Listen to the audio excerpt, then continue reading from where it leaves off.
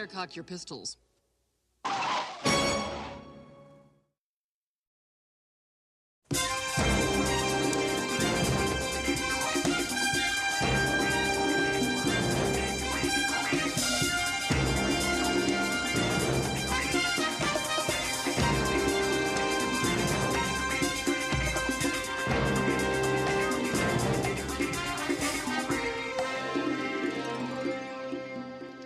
Everybody, I sure appreciate you all coming out here like this. I know you're aware that I just got in from Europe.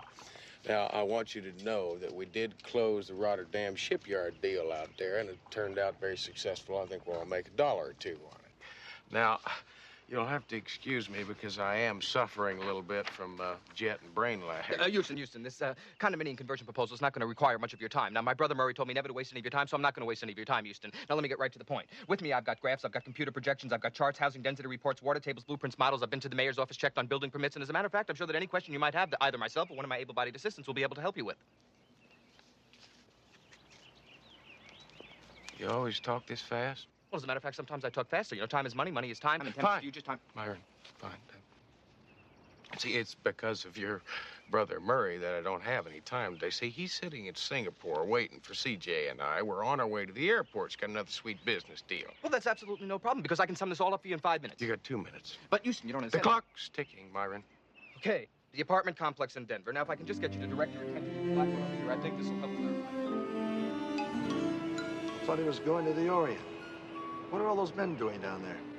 Looks like they're having a business meeting. I read an article about Houston in Playboy. It says he often conducts his board meetings around his pool or his private jet flying off to some exotic location.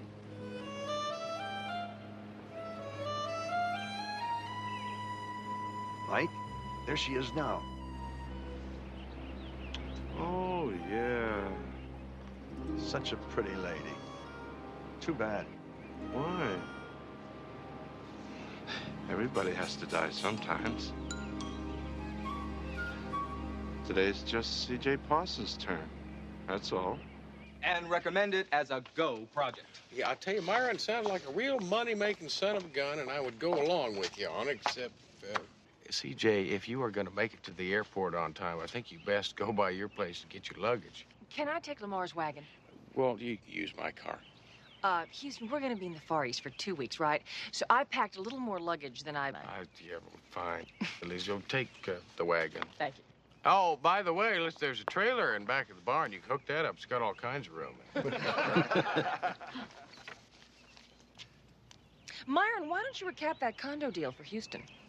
Great. You know, as a matter of fact, there are a few details that I neglected to cover. First of all, the mayor in Denver is not particularly happy with the fact that... Myron, just hold up a minute. See, I do have a problem with these condo conversions. Now, I don't believe the people that are living in those apartments right now are going to be able to afford $150,000 that we're asking for the conversion. Well, that's absolutely no problem at all. We're going to have people standing in line to grab up these units. Myron, it is a problem. See, I don't think it's right to kick those people out of their apartments just because they can't come up with the price of our condo.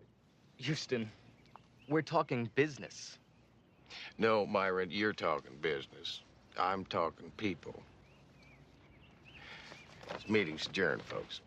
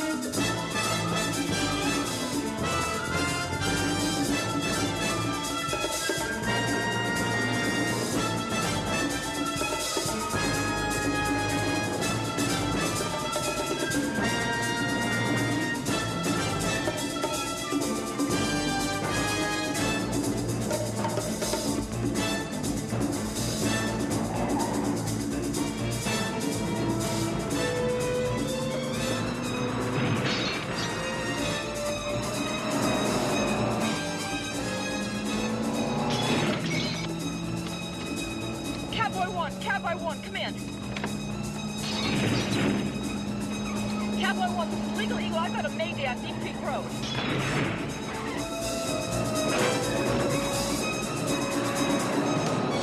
Houston, it's CJ. Your CB radio. I just heard it. Trouble on Deep Creek Road. It's a mayday. Excuse me, fellas.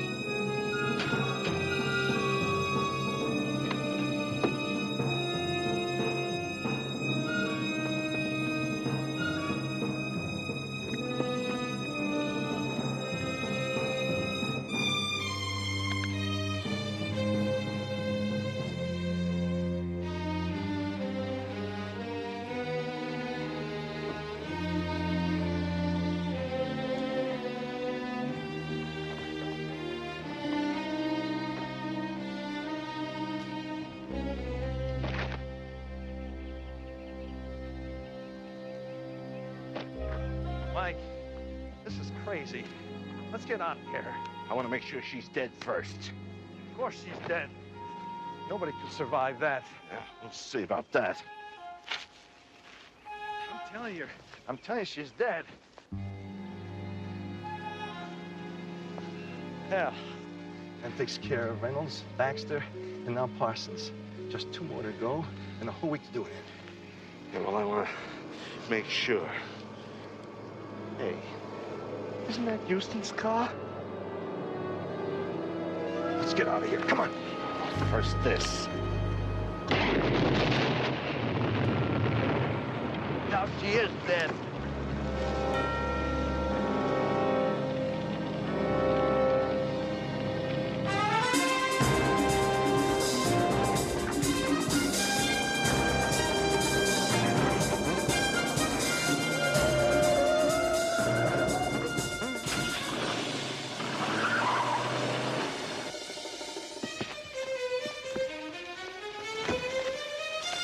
Houston.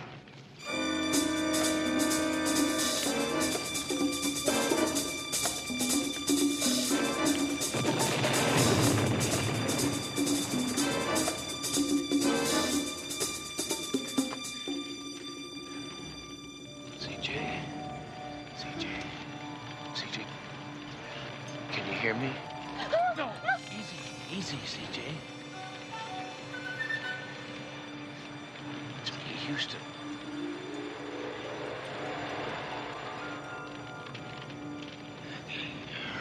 CJ, listen, are you all right? Houston. Those men, what happened? CJ, listen, take it easy. I'm just gonna get you to the hospital, all right? Houston, they looked like Laurel and Harding. They tried to run me off the road. They said that takes care of Baxter, Reynolds, and now Parsons. Yeah, come on, we'll get you to the hospital. We'll talk about Houston, they looked like Laurel and Harding. They tried to kill me. this. Come on, let's go.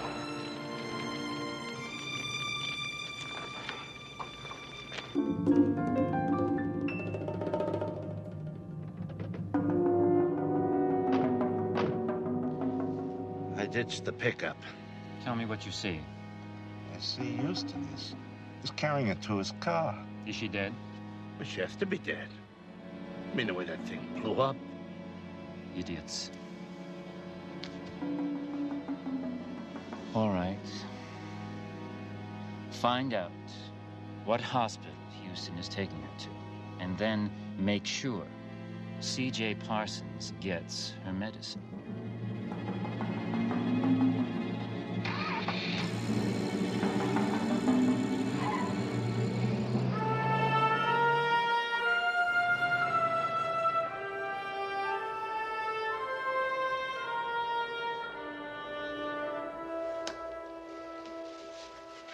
I can only give her advice. Can't make her take it. Thank you, Doctor. Come on, CJ. I mean, listen to the man, would you? I mean, he says you have a slight concussion. What's it gonna hurt if you stay here overnight? Big deal, Houston. Everybody gets a concussion. Right. Everybody gets a concussion, but would you just listen to me? I mean, sit down, all right? Now, I am worried about you. You are a very lucky lady. If you didn't have those seatbelts on, you might not have come out of that accident alive. Houston, I'm going to say this again. It was not an accident. Laurel and Hardy. Yes, exactly. I mean, I know it sounds crazy, but this is what they looked like. Except for Hardy, the fat one had a scar right here on his face, and Laurel had a hook for a left hand. A hook? A hook. And after the crash, when they thought I was dead, I heard them very clearly say that takes care of Baxter, Reynolds, and Parsons. CJ, do you know a Baxter or a Reynolds? Yes, Belinda Reynolds and Kathy Baxter. We were sorority sisters in college.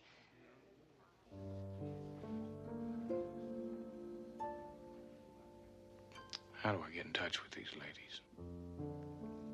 They live in L.A., and their phone numbers and addresses are back at the office. I'll get in touch with them. Houston, those two men said something else. They said that they had only 1 week left to get the other two.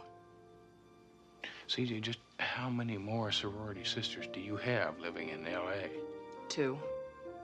Maureen Flanders and Carolyn Master. Their phone numbers are back at the office.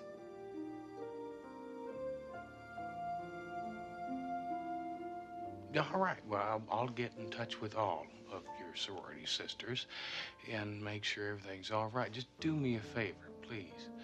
Just stay here until the security men get here, all right? Okay. Thank you. For what? Not letting them kill you.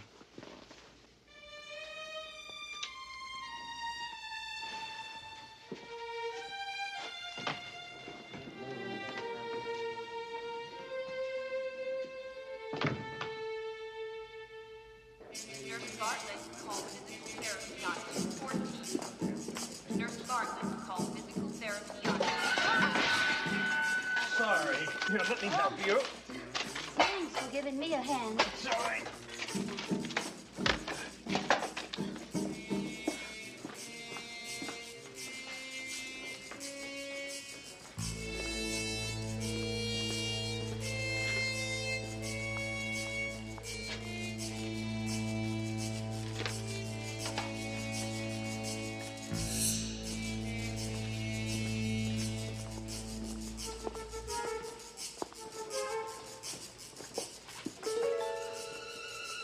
Gloved hand.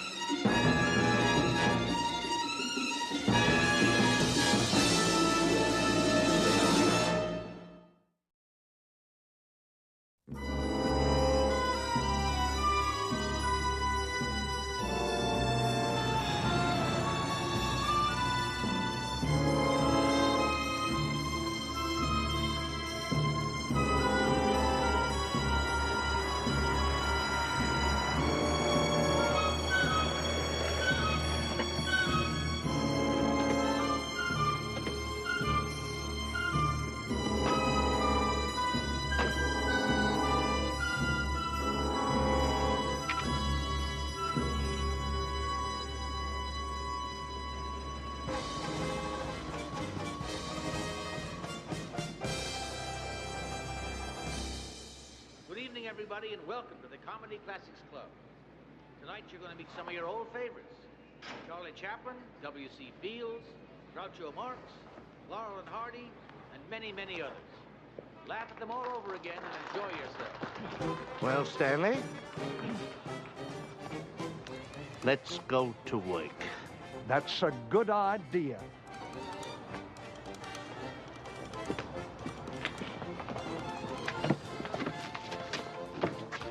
Oh! Oh!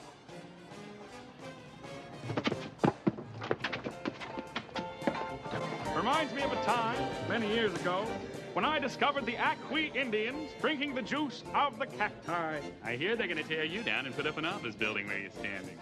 Godfrey Daniels.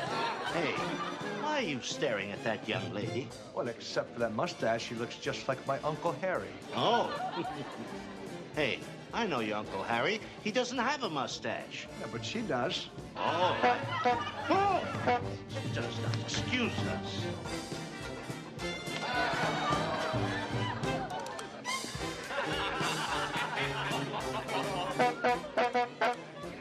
You have a wonderful place here. So nostalgic.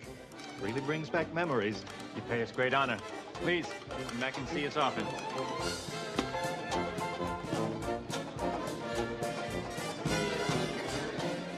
How much would you charge to stand at the wrong end of a shooting gallery?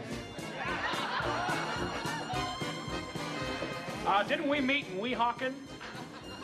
Perhaps not. Darling, I'm sorry I'm late. There's so much to be done. The caterers and the dressmaker and then Frankly, I don't think Prince Charles and Lady Di went through half as much preparation for their wedding. Oh, it's just that I want our wedding to be so perfect. And it will be perfect. Because there'll be you. 6 more days. Oh, Jonathan, I'm so excited. I feel like a schoolgirl. And you look like a schoolgirl. You're sweet. But I haven't been a schoolgirl since... We agreed never to mention age. You're so much younger than I. Elizabeth, beauty has no age. It simply is.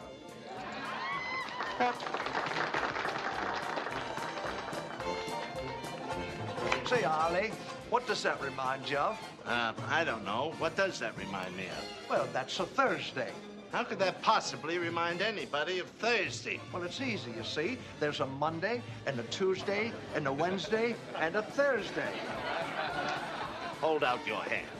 You heard me. Hold it out.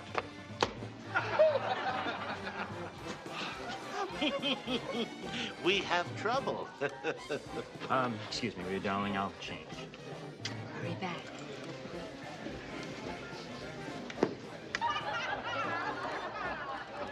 I'd rather have 2 girls at 21 each than 1 girl at 42. What's he gargle with, razor blade? Now, why do I have the uncomfortable feeling that C.J. Parsons is still among the living? Houston lucked out again. Lucked out? Yeah. What are we running here, huh? A crapshoot? If you ask me, we should have pulled the plug. No one's asking you. Mr. Renfield, this job's been jinxed since the first day. I say that what we ought to do is... Listen! That woman out there is worth more money than the 2 of you can count. In no way are we going to pull plugs, turn back, or abandon anything. Ever! What about Houston? Yeah, fat chance he's gonna let us snare that Parsons girl again. Then pull his plug.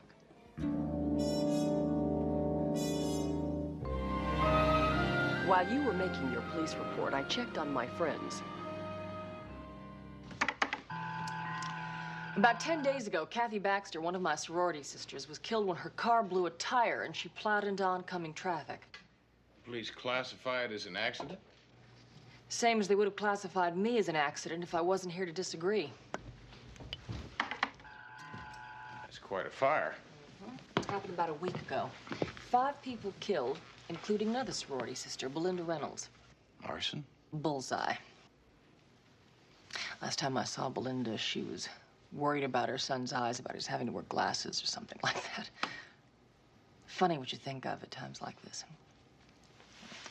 Yeah. Listen, what else have you got on your two living sorority sisters?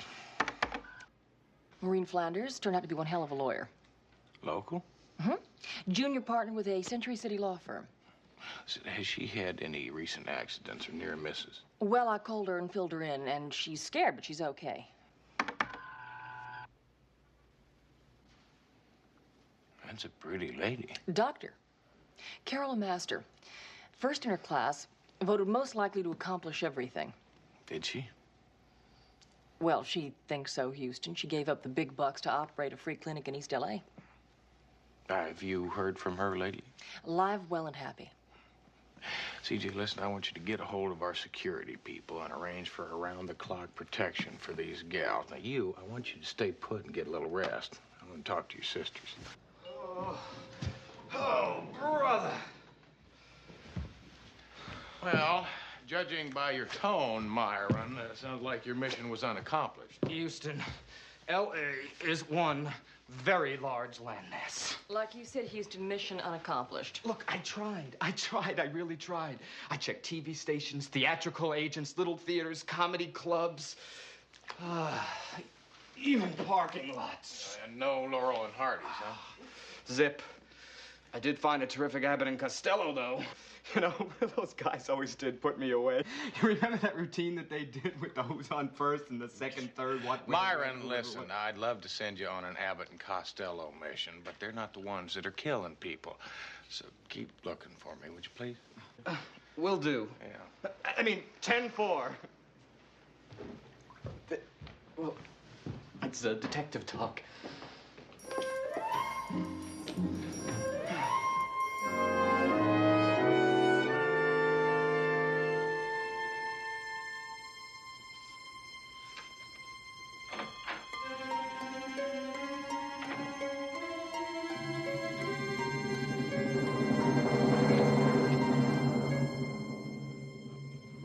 Flanders?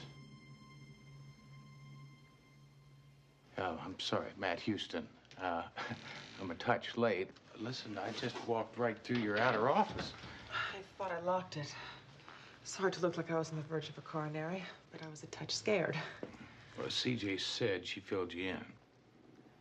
Kathy, Belinda, now CJ. It's bizarre. I mean, we're just sorority sisters, girls from Sigma House. No deep secrets. Why would anyone want us dead? I've got some very good leads, and hopefully I'll have some more soon. What do you want from me? Information.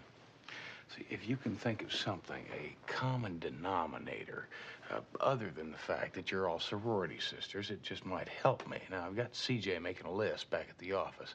Now, maybe if you did the same thing, it could help. Just something that might point me in that right direction. I just don't know. Frankly, I've been out of touch with most of the others. I guess it must be the workaholic in me. Listen, you gotta think hard, Maureen. Think real hard. Now, it's important. Something that might give me an answer. I don't know. I keep going over the day the 6 of us graduated, the party we had. Wait a minute. 6?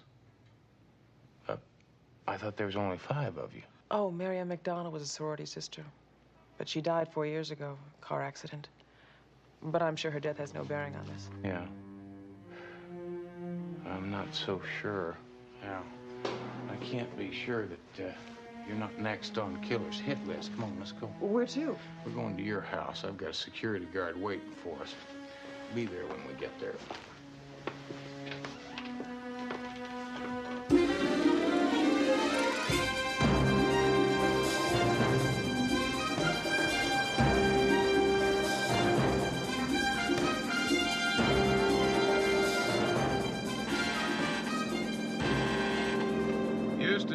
It's me. CJ, I thought I told you to go home. I am home. One of the reasons I'm calling is to see if Maureen is okay. Maureen is fine. I just took her home. Listen, she told me about Mary Ann McDonald. My God, Mary Ann. Must be my concussion. I completely forgot about her, Houston. You don't think her death's connected to this, do you? Well, it was a car accident, right? I'm scared. CJ, did the security man get there? Yeah, all three. Fort Knox should be so safe. Yeah, well, you mean a little bit more to me than Fort Knox. Did you come up with anything else on the other sorority sister? The other reason I called is because there's a message on my answering service from Carol. She said she wants to talk to you right away and will meet you at your office. I'm on my way. Listen, you get some rest. I'll talk to you in the morning, all right?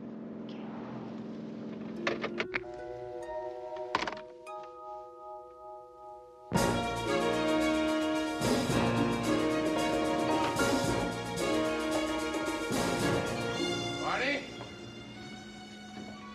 Houston! I'll be up in my office for a bit, all right? Barney!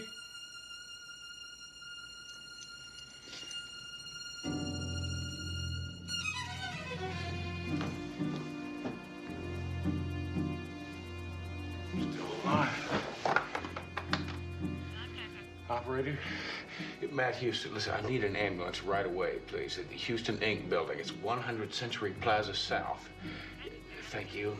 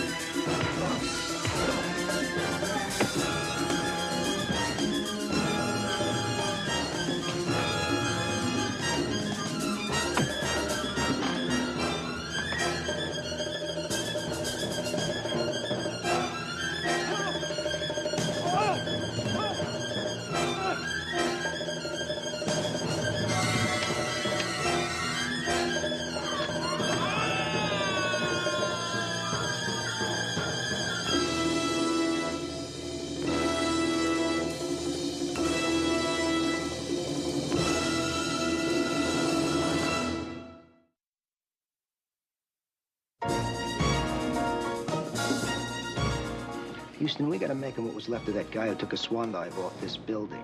Name Richard Hunter, would-be comedian, Philadelphia, in town about 6 months. Any other occupation? Like I said, failed comic, got desperate. You name it, he'd do it if the price was right. All of which tells us absolutely nothing. Yeah, except for the fact that these two fellas, one of which was on the concrete at the base of my building, could have been working for somebody who masterminded these murders. Vance, thanks for coming down. I appreciate it. Thanks for the coffee. Bye-bye. Bye, CJ. You know, I sure wish you hadn't come down here. Why didn't you stay home? Come on, Houston. First my sorority sisters, now you. How am I supposed to stay at home? It's a good point. Let's go to work. All right, CJ, these are all the players and their common denominators, at least the ones we know of. I checked the out-of-state sorority sisters. They're all fine. Houston, listen, I'm worried about Carol. I spoke to her on the phone. I filled her in. She said she was going to meet me here at the office. It's been quite a while, and she hasn't shown up. Oh, yes, she has. Doc! CJ. Hi, Doc. How are you? Fine. How Oh, you doing? you look great. Thank you. Matlock, this is Carol Lemaster, the best sawbones Harvard ever gave a sheepskin to. Well, Dr. Lemaster, you can take my pulse anytime. Well, I only wish we were meeting under happier circumstances. Yeah. Well, hopefully the information that you girls give us will prevent us from coming up with another eulogy. Now, your lawyer friend, Maureen, she told me there was a common denominator that we don't know about yet. What's that? Mary Ann McDonald. But she's been dead over 4 years. What could Mary Ann's death have to do with us now? You tell me. Well, there's not much to tell, Houston. She was a lovely girl, voted most popular in the sorority. And she was lucky. Everything fell into place for her. Mary Ann was bright, pretty. She met a real Prince Charming and got married. Just like a fairy tale. Except for the ending. Yeah. Listen, Maureen told me that Mary Ann died in a car accident. Now, where was that? San Francisco. How? Houston, where are you headed? San Francisco. I want to find out about the so-called accident. Doctor, it was a pleasure. Is he always like that? No, sometimes he does things on the spur of the moment. Excuse me. Houston Industries. CJ, Myron, put Houston on the phone fast. Myron, he's left for San Francisco. San Francisco? But I think I found half of what he's looking for. Hardy, but no Laurel. That's because Laurel is dead. Kidding. The top floor? Ooh. Okay, I'll keep an eye on Hardy until you hear from Houston. Right. Oh, excuse me. I'm sorry, miss. Okay, but the next guy that grabs him, he gets punched out. Oh, they used to call me Snow White, but I drifted. Oh.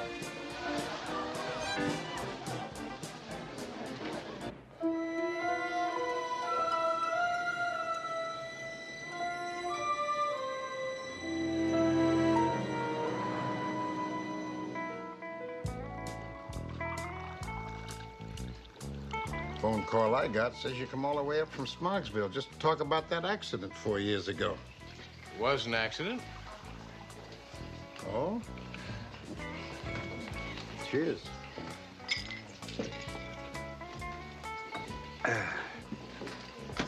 Well, here's the story.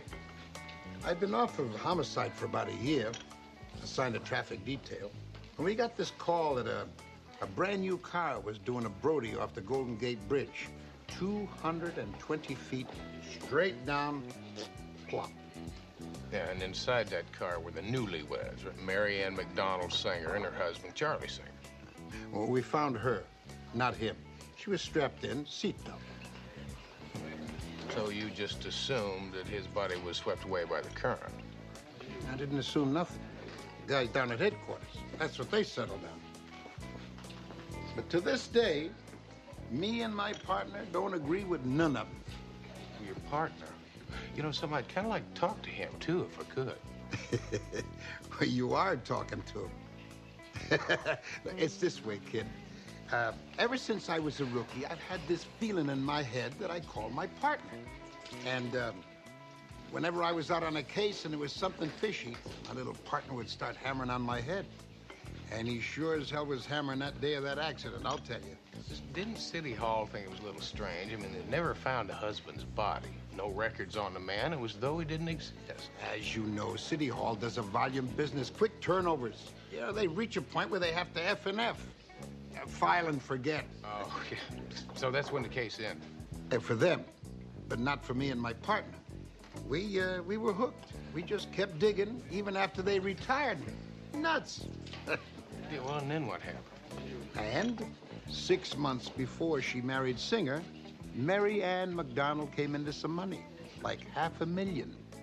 Let me guess, you and your partner checked it out. Turns up that her bank account was bone dry. You got it, kid. Yeah, listen, was there any trace of this husband after that, any at all? Oh, yeah. Me and my partner, we tracked him down to Utah last year. Arizona before that. It was the same M.O., right? All he did was marry wealthy women, then get rid of them in a prearranged accident. That's him. I know it's him. But every time I mention it, you know, somebody says, hey, Section 8, baby. I don't think you're crazy, Buster. I just think you're one hell of a cop. Retired cop. You know, I wasn't going to show you this until my partner checked you out.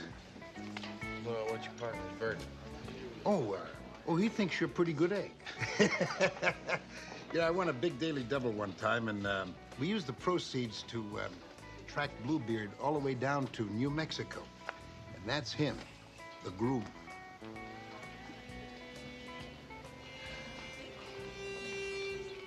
Tell me something, Buster. Can I hang on to this for a bit? Only on one condition. If you catch that creep, you let us know. Me and my partner would feel vindicated if you did nail him. You got it. And I'll tell you what, tell your partner I'd like to buy both of you a very expensive dinner. You know, steak and lobster. Who knows, maybe we'd come up with a big bottle of champagne. Oh, he'd like that. I bet you he would.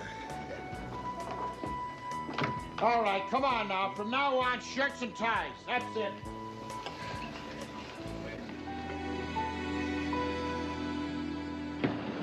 Mr. Houston, it's Murray. He's calling from Singapore. He's still waiting at the airport. He has to know what to do. Murray, get a hotel. I haven't met the champion.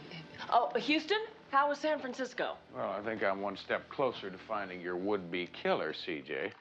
Listen, ladies, I need to ask you all a question. Now, are any of you planning on attending a social event this week, say, like a wedding?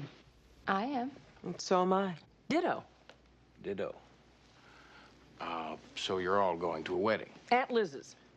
Who's Aunt Liz? Aunt Liz, Elizabeth Davis, as in Davis Diamond Mine, Davis Steel Mills, Davis Land Development. You might say Aunt Liz is the patron saint of our sorority. Founded it back in the year of the flood. Supported it ever since. You obviously don't read the social columns, Houston. It's going to be the wedding of the decade. Does anybody here recognize the groom in this photograph? It's Charles Singer. The man who married Mary Ann 4 years ago. We were Mary Ann's bridesmaids. The man has made a career out of marrying rich women, and then he kills them off, like he did Mary Ann, and like he plans to do with Aunt Liz. Houston, this doesn't track. Now, why would he want to kill the three of us? It goes like this. Now, he knows that Liz is connected with the sorority sisters. Like you said, the wedding's going to be a very large media event. He's afraid one of you is going to recognize him from a picture, because it'll get in the newspaper, on television, no doubt. Houston, where did you get that picture of Jonathan Renfield? What do you mean, Jonathan Renfield? The owner of the Comedy Classics Club. Jonathan Renfield is the name of the man Aunt Liz is going to marry. Didn't CJ tell you that I found the latter half of Laurel and Hardy last night at Renfield's club? Myron, I forgot. I didn't have a chance. Now, are you positive that the man in the photograph is Jonathan Renfield? Well, of course it is. I talked to the man while I was there last night. Better get a hold of Aunt Liz and warn her, CJ.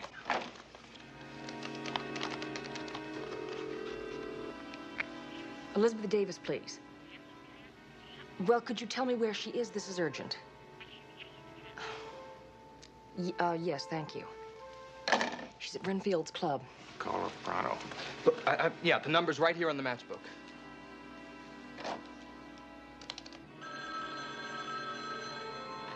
Hello, CJ. How are you? Are you all right? Never better. Why do you ask? Listen, I don't have time to explain. I want you to listen to me and just trust me. I'm here with Matt Houston. Now, he has proof that the man you're about to marry is a killer.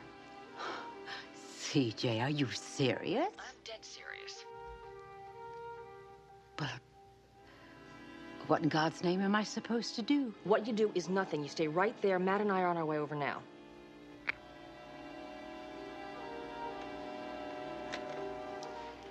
That was CJ Parsons with some good news and some bad news. The bad news is that Matt Houston knows all about your unsavory pasts. And the good news? Miss Parsons and Mr. Houston are en route here to rescue me from your evil clutches. Well, then, we'll have to prepare something very special for their arrival, won't we?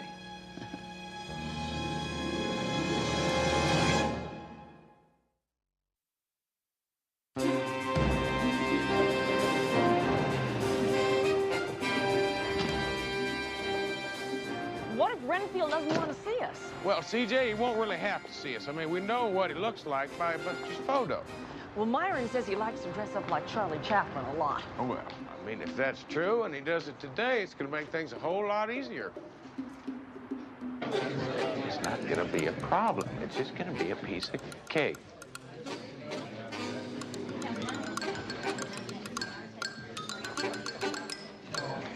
Oh, boy.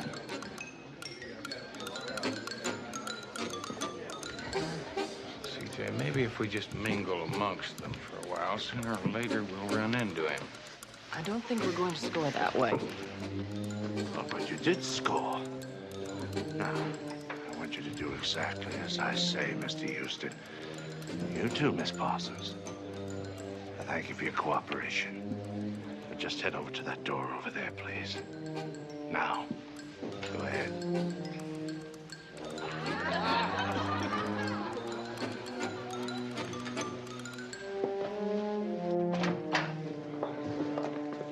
CJ, welcome. I haven't seen you since one of my weddings. And never mind the amenities, Jonathan. Did you bring the car on the front? Yes, ma'am. CJ, why do I get the distinct feeling that Aunt Liz is not playing on our team? Simple. I now have a team of my own. Meaning Mr. Renfield here has been your second man all along. Just tell me something. Why are you doing this? When I fell in love with Jonathan, and I do love the man, I had a complete background check run on him. It told me everything. You knew that he killed 2 previous wives and 3 sorority sisters. Lizzie, you've got to be sick.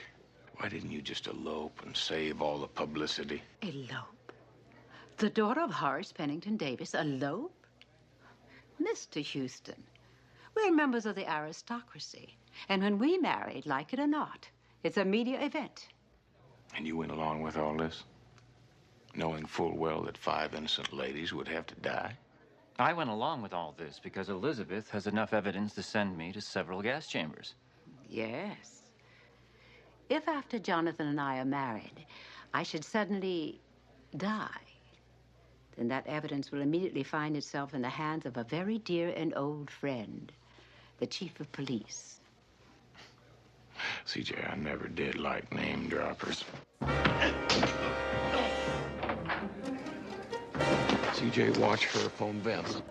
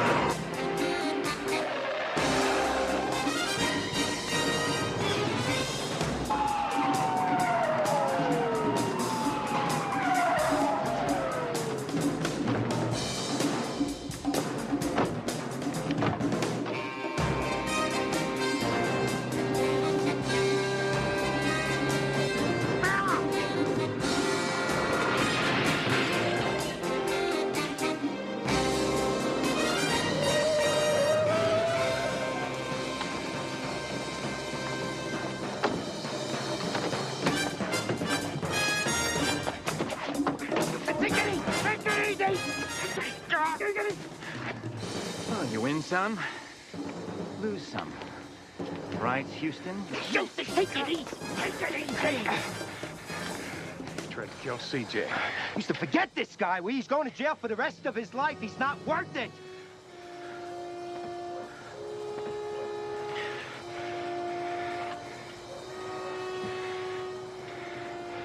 Maybe you're right.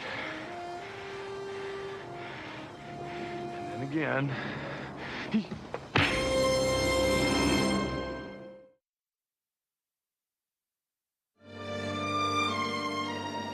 Tell you, this might just wet your whistle here. Oh, doesn't that look good? Looks wonderful. Mm-hmm. Tell me something there.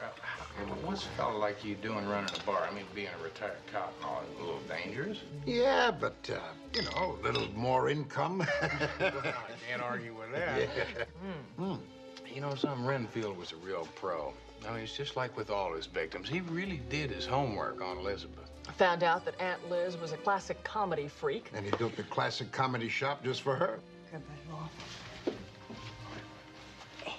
Hey. Well, Mama. Okay, I'll talk to you later. Yes, Mama. What a handsome man. Who, Mama? Well, Oh, that's Mr. Buster. oh, so he's the one who was a big-time San Francisco policeman, huh? Yeah, he supplied all the information to help Houston break the case. Boy, they sure got good-looking cops in that San Francisco. Come on, they got good-looking cops in L.A., too. Really? Oh, you could have fooled me. Oh, buonasera, CJ. Houston. Listen, Mama, I'd like to meet a friend of mine, Buster. Oh, How do you do you do? How is Mrs. Buster? Well, there is no Mrs. Buster. I'm a widower. Oh, what a coincidence. I'm a widow, too. 15 years. 15 lonely, long years. Won't you sit down, Oh, Mama? I really shouldn't. Mama, what are we going to have for dinner? We're starved. Oh, yeah, I'm hungry. Yeah, well, dinner would be a great idea. Oh, I accept, Mr. Buster. I know a wonderful restaurant. You know, they make cafe not as good as mine.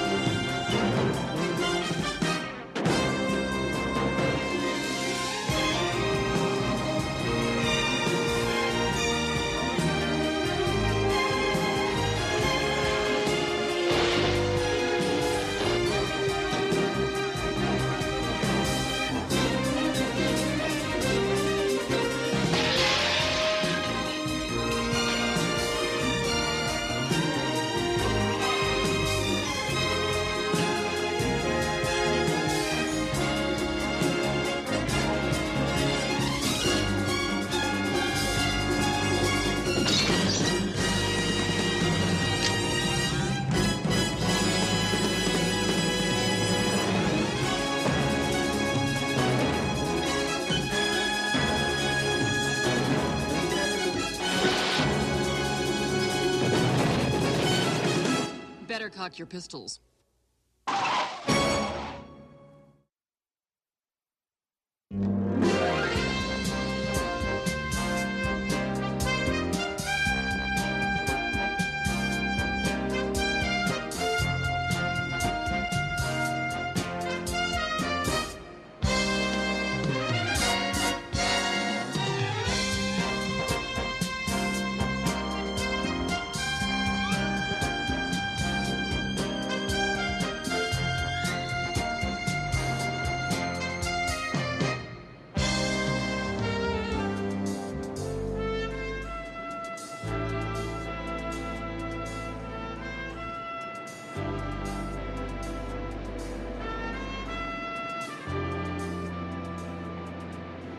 Had a problem with my nose. It never really bothered me. No, I mean, until I got it all together, I was never really comfortable with my ears, you know? But now, like, I'm really comfortable with them, you know? I mean, just really...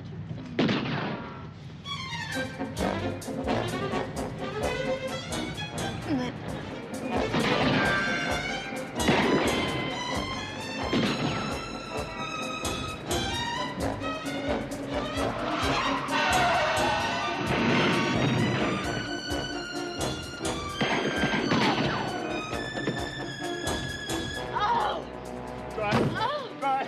Not safe. Dry. Oh! Oh!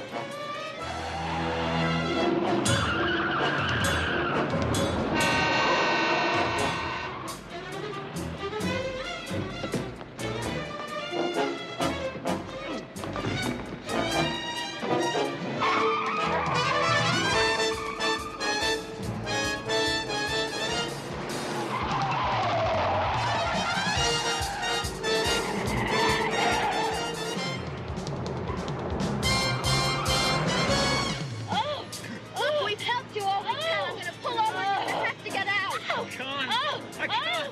Oh! Shut up! Hey, can't you understand it? The thing I told you. Told us what?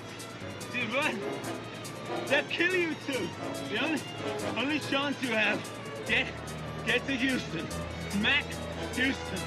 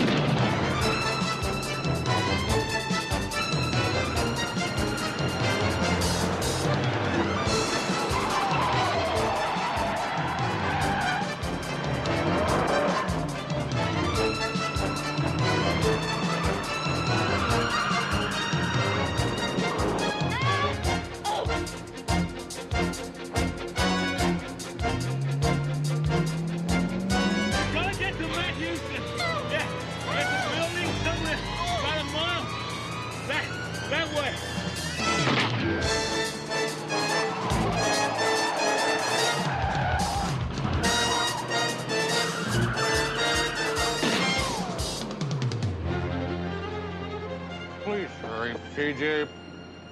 Oh, CJ, please hurry, please. Houston, I'm doing the best I can. Yes, is Dr. Kibbe there, please? He's in Guatemala? Oh. Well, does he have another dentist who can take his call? I'm trying to reach Dr. Schaefer. Dr. Baldwin. I know that it's past office hours, but can you tell Dr. McSherry that it's an emergency for my boss? Oh, good. Would what you does please put him dentists through, do her on through? Fridays anyway? They think nobody gets a toothache on Fridays after 4? Houston, it's your own fault for canceling all these dental appointments. I've been busy. You haven't been that busy, Houston. Why don't you just admit you're afraid of dentists? I'm not afraid of dentists. Then why do you keep canceling all your dental appointments? Dr. Morgan?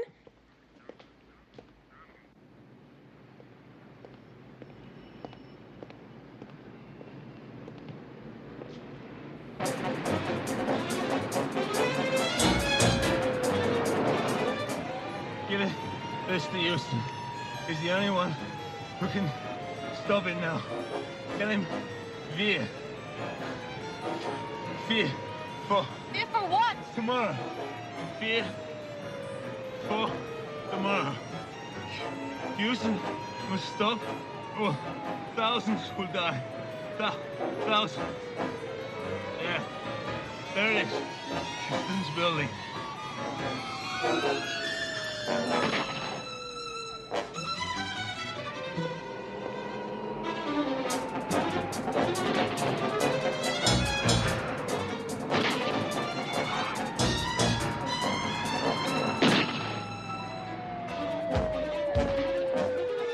CJ called Vince, told him we got something going on down the street. Houston, my dentist is on the way to the office for you. Mine too. Ladies, toothache's gone. Matlock, Houston.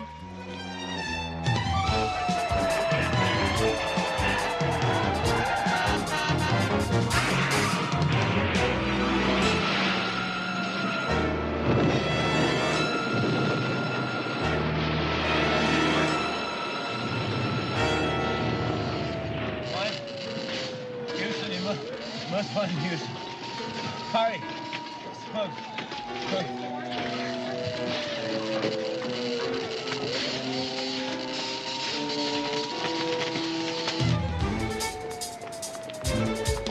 Hey, what's going on?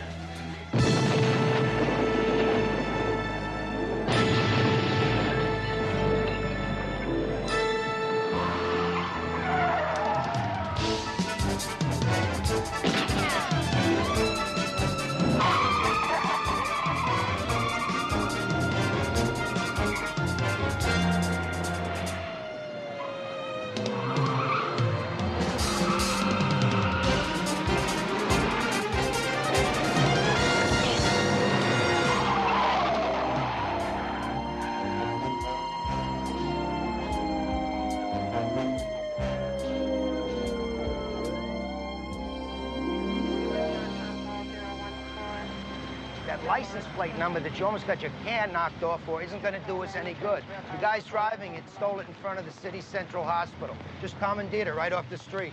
Any idea why that car was chasing the other one? Lieutenant, Lieutenant, looks like we got an ID on that body in the back seat. The name is Eric Brand... Could I see that for a minute? Be very careful, Mr. Houston. That is very fragile. You know, that fire was so bad, the coroner told me if that hadn't survived, we might never have made an ID. Name's Brandt. B-R-A-N-T. Houston, you knew this Brandt? He was a friend of mine, Vince. I hadn't seen him for years until just about a week ago. Well, maybe it does all tie in. What do you mean? Well, there were two women in the car. They work at a meatpacking plant and were on their way home when this guy Brandt jumped in. Anyway, during the chase, he says to them, "You have to see Matt Houston or thousands of people are going to die."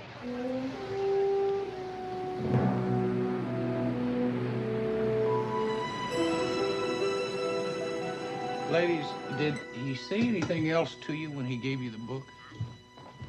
There was so much going on. I mean, those men firing at us, crashing into the building, the fire. Oh, wait, I think I remember something. He said a couple of times. He said, "Tell Houston to fear." That's right. I remember. Yeah, and then Lila said, "Fear for what?" And he said, "For tomorrow." Tomorrow? Yeah, that's what he said. He said, "Tell Houston to fear for tomorrow." Well, it makes as much sense as anything else. This is some kind of a code. Yeah, Vince, it's made up of numbers and letters. There's a couple pages missing out of there, so it's going to be really hard to break. I'm going to need that for evidence. Well, can we get it photocopied? I'd like to see if Baby can break it. We'll make it fast, Houston, because you and I have to talk. I'll do it right away. Excuse me. Lieutenant, can we leave now? I'm tired. I'd like to go home. Well, ladies, what we'd like to do is put you up in a hotel for a couple of days. Why? Because the two guys that came after you are willing to kill for that book and the code that is in it. Miss Durant left her purse in the car. The fire department sifted through the ashes and came up with nothing. Meaning that the killers have it and they might come after me? Unless we go after them first, you see. With your permission, we'd like to stake out your apartment. All right.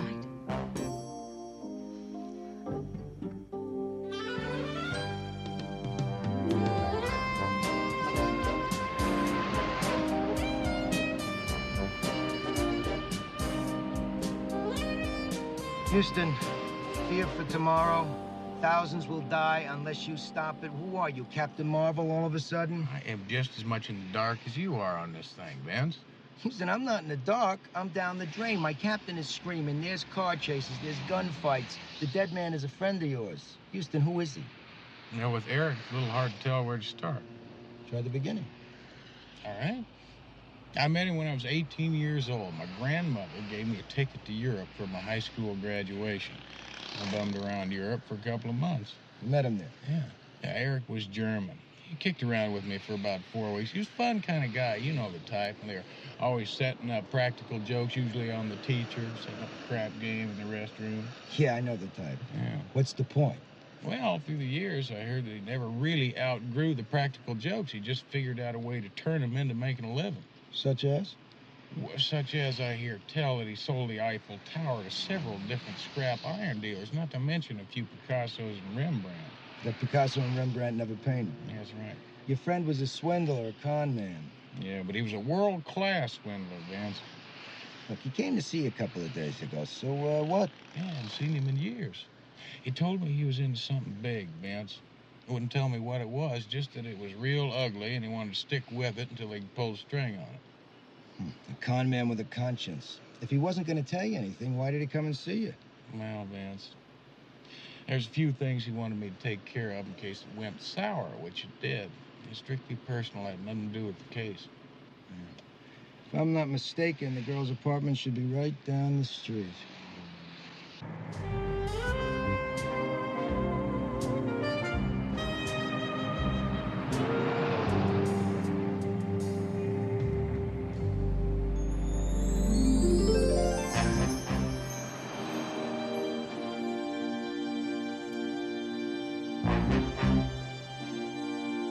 You ever think we might be on a wild goose sit? You know, he said thousands would die if I didn't stop something. The lady said he was dying. He was rambling. He was incoherent. He was having a fantasy. Why would he tell me to fear for tomorrow? Maybe he read your horoscope. Maybe his bookie got tired of chasing him. Maybe some guy he stiffed in the past finally got to him. You always ramble on like this when you've been up all night. Look, I'm just trying to point out there's a lot of reasons why somebody might want to kill this guy that have nothing to do with a mysterious book and a secret code. Yeah? Yeah. Like I said, we're on a wild goose sit. Maybe not. Vince, the guy who just walked past the window, the same guy tried to run me down. Great!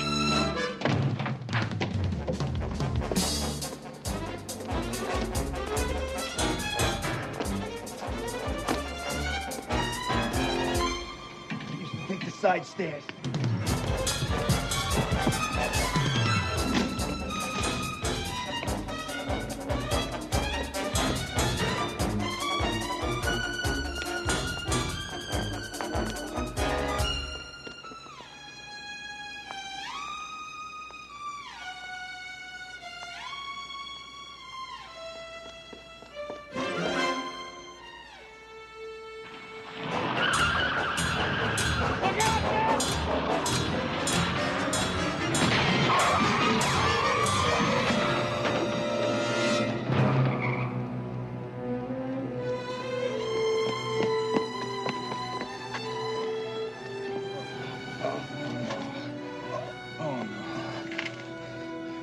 Get an ambulance.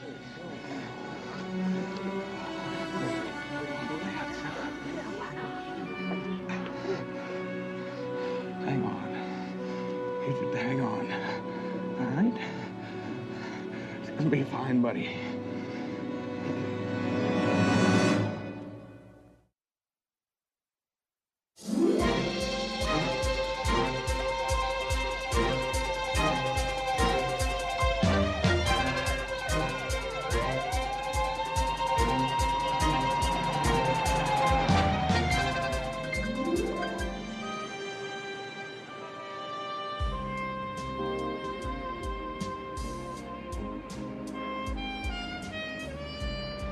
CJ, he stopped breathing twice. Houston, he's alive. That's all that counts right now. But the kids, Mama, his family, somebody's got to tell The them. police force is taking care of that, Houston. CJ, he is my best friend. I stood there and watched the whole thing, and I felt so damn helpless. I couldn't do anything about it. Houston, it's going to be all right. It's going to be okay. It's got to be okay. It's got to be. I have got to find out who's trying to kill all my friends.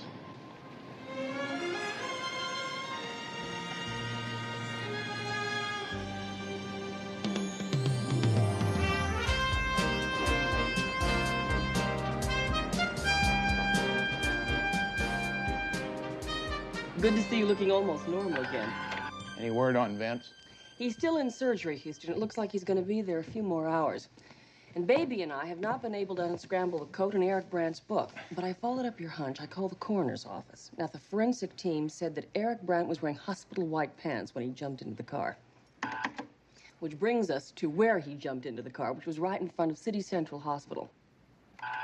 Now, I also followed up your other hunch, checked out his hospital records, and in fact, he did work there as a kitchen helper. So a man with 4 Swiss bank accounts, a townhouse in Manhattan, and a villa in the south of France is working as a kitchen helper. Are you sure he had all those assets? Now, CJ, when he came to see me, he left all the paperwork for me for safekeeping. Well, then he is working on some kind of a con, which would explain why the address of the hospital record is a vacant lot. A con that turned ugly before he had a chance to pull the strings. For thousands of people will die. I'm a CJ. What the hell is it, and what's it mean? I don't know. That's that tooth. Why don't you let me call the doctor? I have no time. You want to walk around in pain, is that it? CJ, today is the tomorrow that Eric was warning us about. Vince is in surgery. Eric's dead. I need you to double-check the hospital. Find out exactly what Eric's duties were. Where are you going to be? I'm going to be doing the last thing that Eric wanted me to do. See, he's got a little girl that goes to a boarding school here in the city. The girl has a grandmother somewhere in Europe. Now, we'll have to find her. And then with your legal expertise, just make sure all Eric's money and property go to the girl. The most important thing Eric wanted to make sure of is that his little girl didn't find out about him dying from the newspapers or from the police.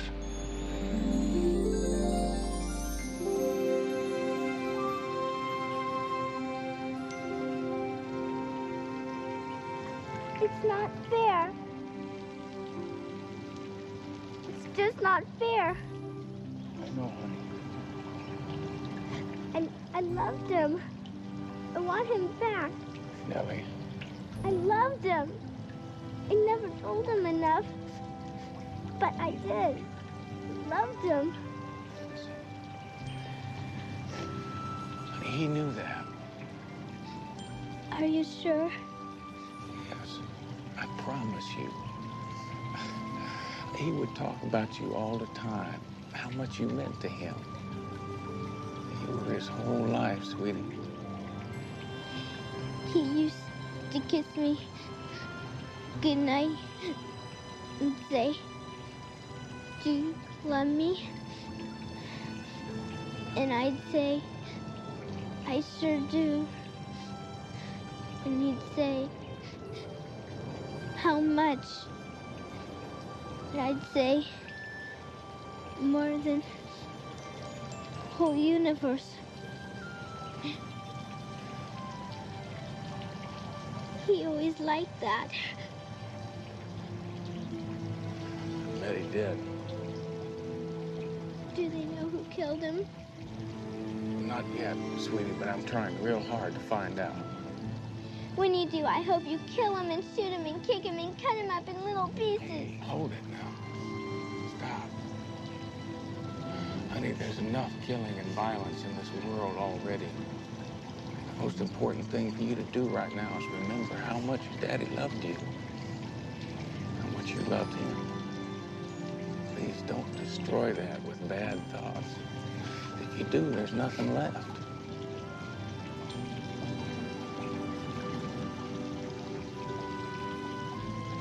Promise me that. I'll try.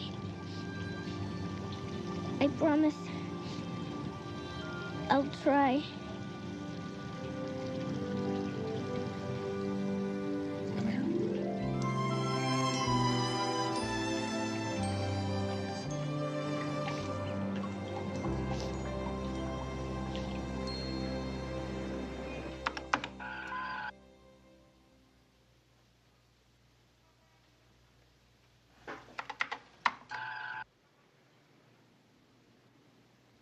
Come on now, baby. There has to be an answer for this.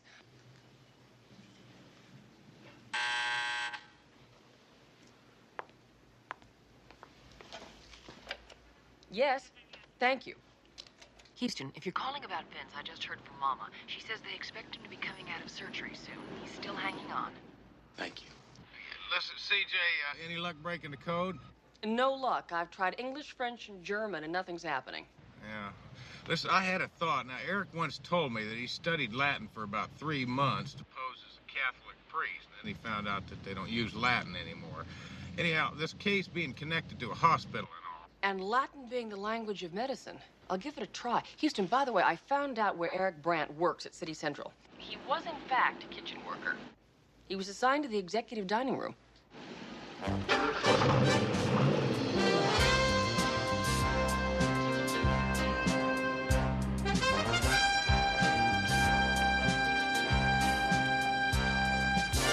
Yeah, sure, I knew Eric. I'd like to know where the hell he is today. He's supposed to help me clean this up. Not to mention, today's the day we have to scrub down the kitchen. Listen, I tell you, if you help me, maybe I can find him and let you know where he is. What are you? Some kind of cop? Well, no, I'm private detective. Listen, I tell you something, partner. I'd sure appreciate your help. What do you want to know? Well, for starters, what'd they do around here? Oh, same thing I do. At least he's supposed to. Come to think of it, that's kind of funny. He's supposed to be a kitchen helper, right?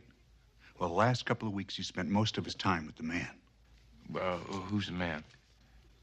Him. His Holiness himself. Dr. Elias Baker. That's what this big breakfast was for. Big farewell deal. Dr. Baker and his mercy ship. Leaving today. Are you sure that they're leaving today? Yeah. This afternoon. It's a big deal. Taking food and medicine and stuff off to Africa or something. You know what I want to know?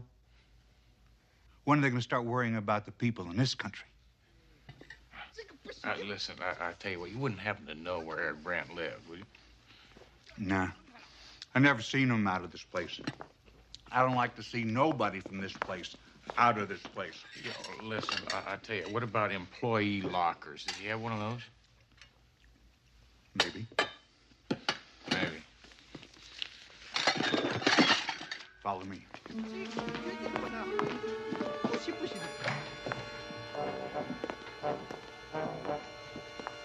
This is his locker right here. Thank you.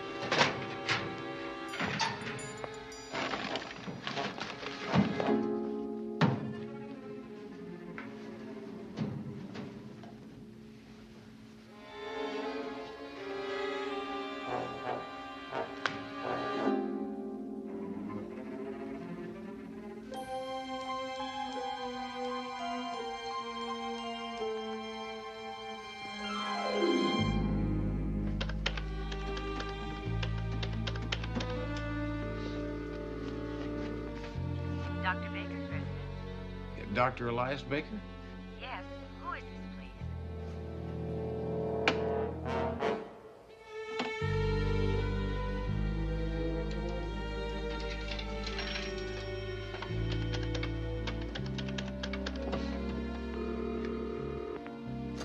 Houston? CJ, listen, I think I just found out a part of what Eric Brandt was trying to warn us about down here at the hospital. It turns out that he was spending a lot of time with Dr. Elias Baker. The Dr. Elias Baker with the Mercy ship? Yeah, the very same. And it turns out the Mercy ship is going to sail today. CJ, tell me, if something were to happen to that, Well, like Eric said, thousands of people could die. What do you want me to do? I want you to find out all you can about Dr. Baker and his Mercy ship. Find out what all is on board right down to the last Band-Aid. Thank you.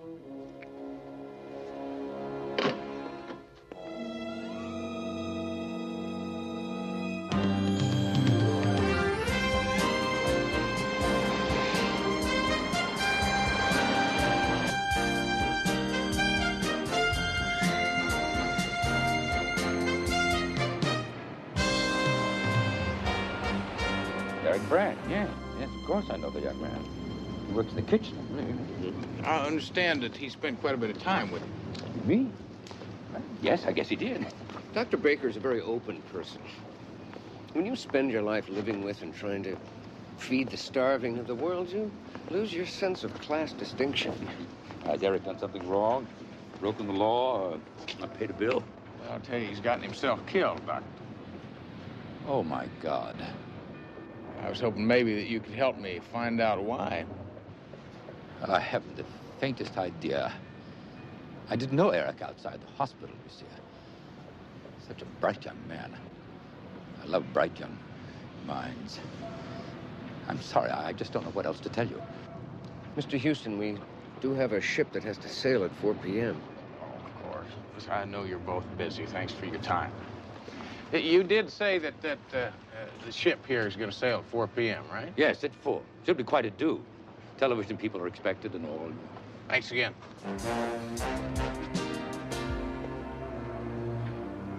Coy. It's another loose end to be taken care of. What do you mean? Houston knows too much. He knows nothing. I really must insist on He knows this. Brandt is dead, that it has something to do with you. You saw that man we were talking to? Yeah, we saw him. Kill him.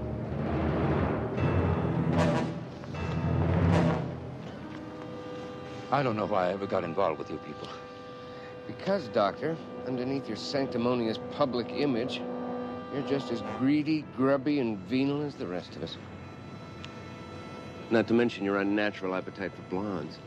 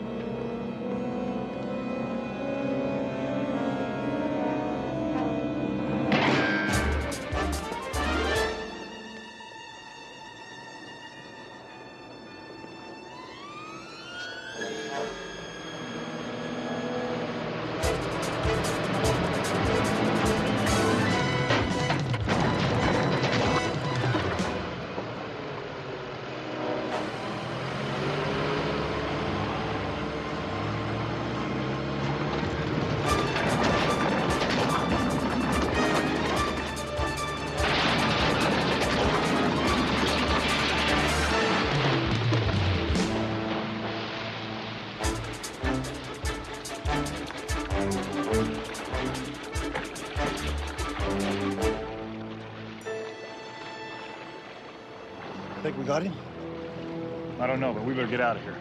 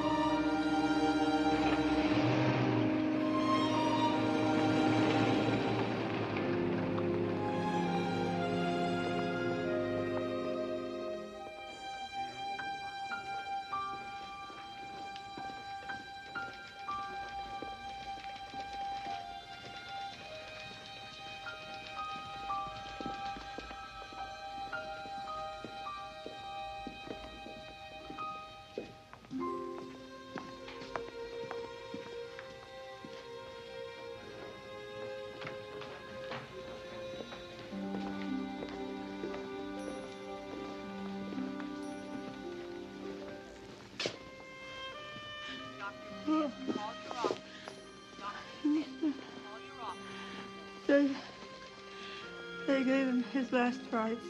Did you know that? I know that, Mom. How's he doing now? He's alive. At least he's still alive. Father Antonio's flying out here to be with his brother Vincenzo. All the way from New York City, he comes. Oh, Houston. I don't know how many more roses I got left in me. You just keep coming, Mama, all right? It'll work.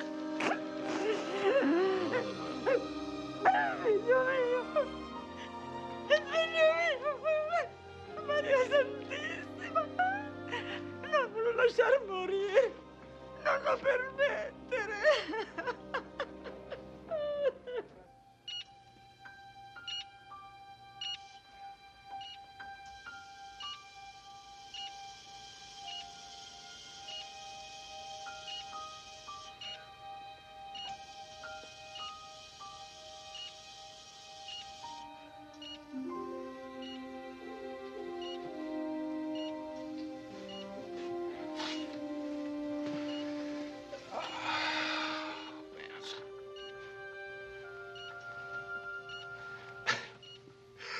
Would you look at you?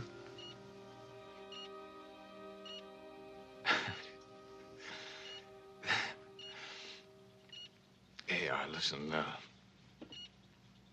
your boys are doing fine. They don't let kids come up here, you know.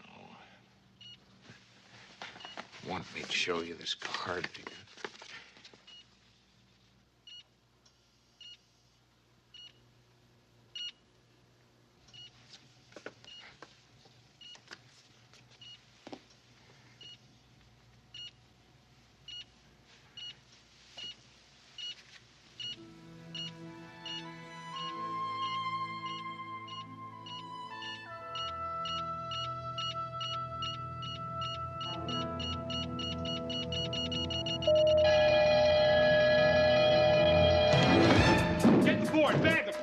Don't let him die. The monitor's there. Better hurry. 65/20. Not much time. Leave. He's not breathing. We'll need more room here. The cart's ready, Doctor. Paddles are prepared and connected if your CPR doesn't take. Come on. Come on. Breathe. Come on. Starting by car. Orderly's not assigned to duty. Report to emergency. Orderly's not assigned to Let's get the paddles.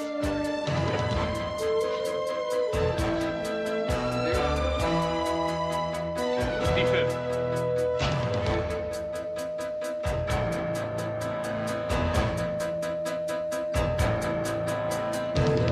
Hit him again.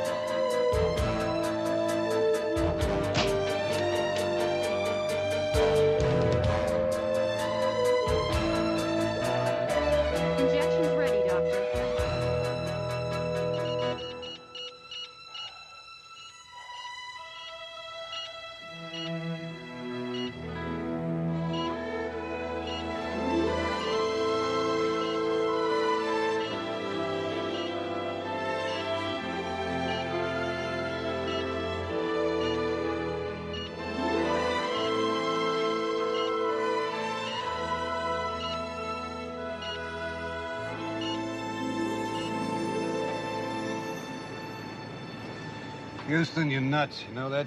I know that Eric Brand is dead. He's nothing but a con man and a swindler. The world's better off without it.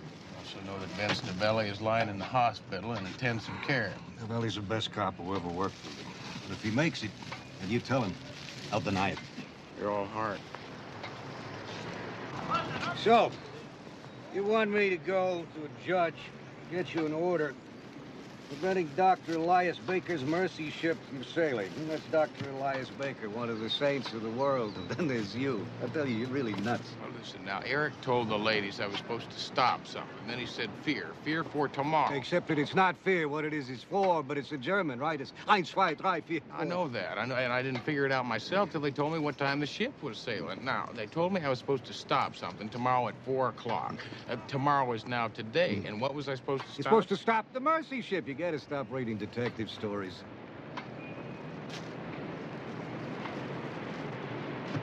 Listen, now, what about the good doctor lying to me, huh?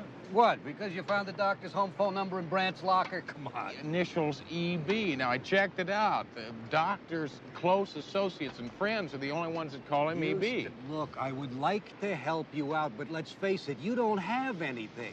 You're emotionally involved, so you're grabbing at straws. Go and get me some evidence. Something I can take to a judge when you ask me to stick my neck out. Houston, I broke the code, and you're right. It was in Latin. Is there any kind of a motive in all that stuff? That and a whole lot more. There were a couple of pages torn out of the book, so it was hard to decipher for a while. There's blood. Blood and lots of it, Houston. From what I could decipher from the code, about 90,000 units of fresh frozen whole blood. I'm not following all of this. Well, Captain, it's an ugly racket. Heard about it before. You see, blood can only be frozen for 3 months before it goes bad. It's not safe for humans. Then it has to be sold for laboratory blood. You see, laboratory blood is 1/10 the cost of good blood. Now, if somebody tried to sell 90,000 units of laboratory blood for good blood, they're going to make millions of dollars. Listen, CJ, did you find out what's on board the doctor's ship? Well, besides foodstuffs, medicines, and bandages, he had exactly 90,000 units of fresh frozen whole blood donated by local charities. So now you want your search warrant, I guess I get to stick my neck out. You driving? You got it. Okay.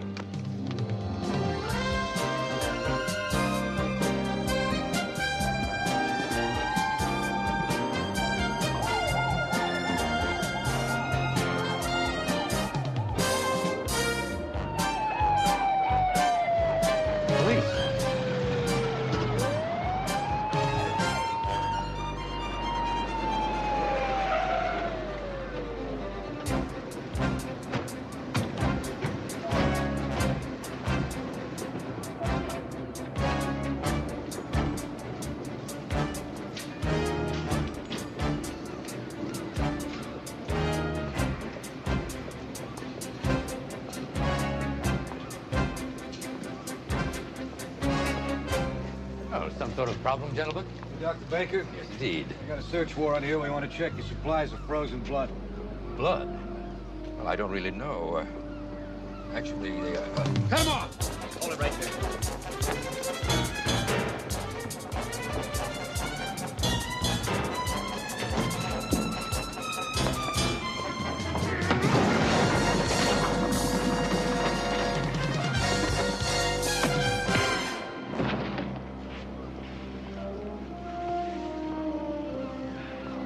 Look behind you, fellas.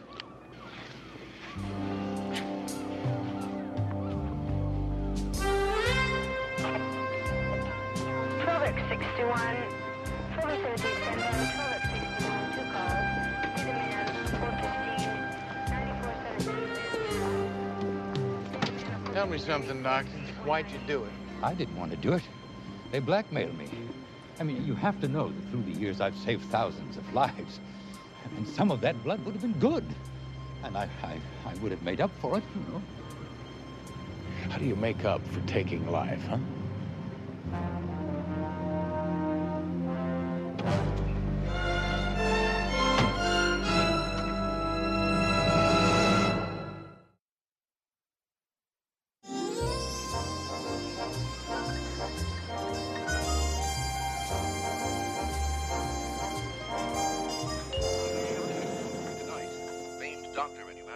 Dr. Elias Baker has been arrested on murder and conspiracy charges allegedly surrounding a black market ring dealing in the transfer of outdated blood.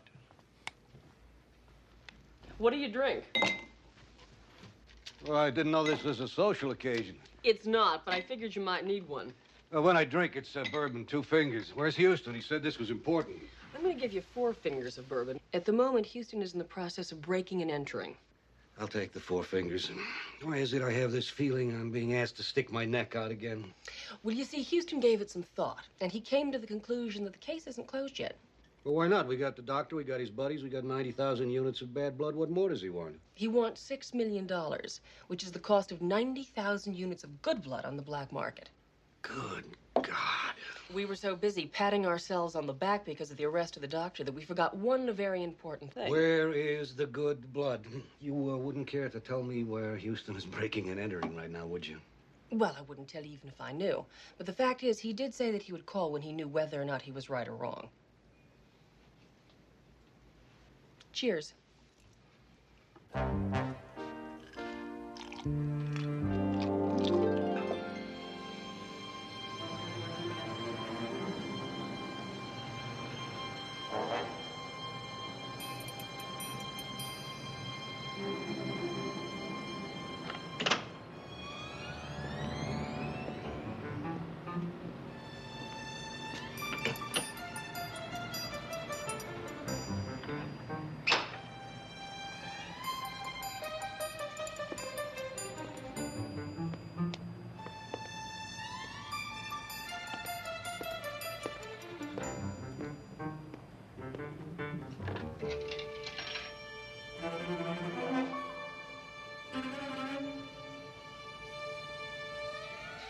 Well, it doesn't, Aha.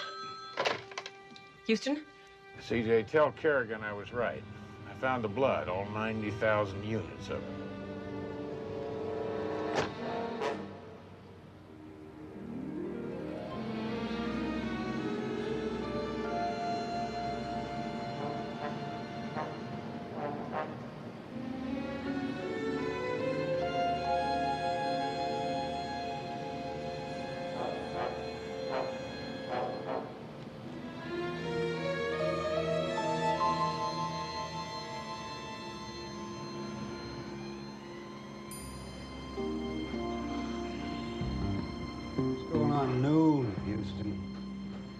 He'll be here. I'll make book on it. Sunday is the only day that this place is quiet enough for them to move their shipment. Position 3 just reported a refrigerated van headed our way. 10-4.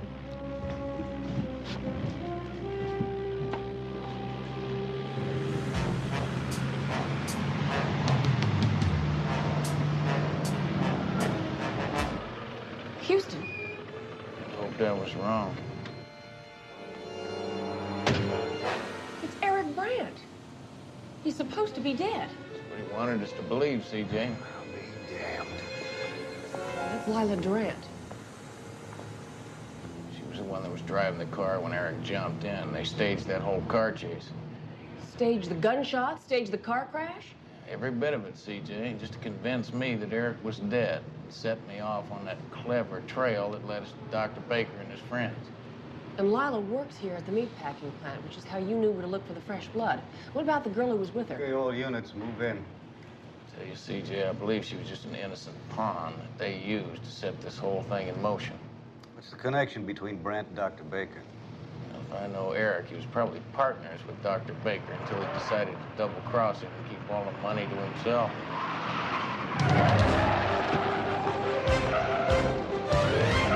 Freeze!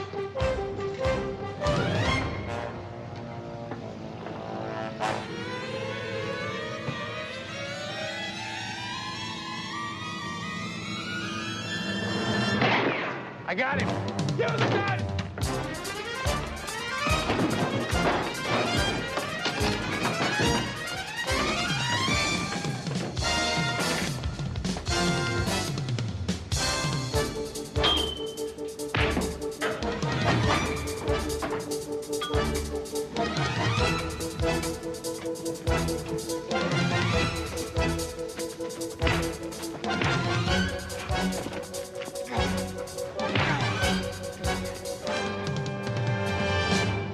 Why'd you do it, Eric? Well, you didn't have enough money? always have to lie and cheat people like you've done all along?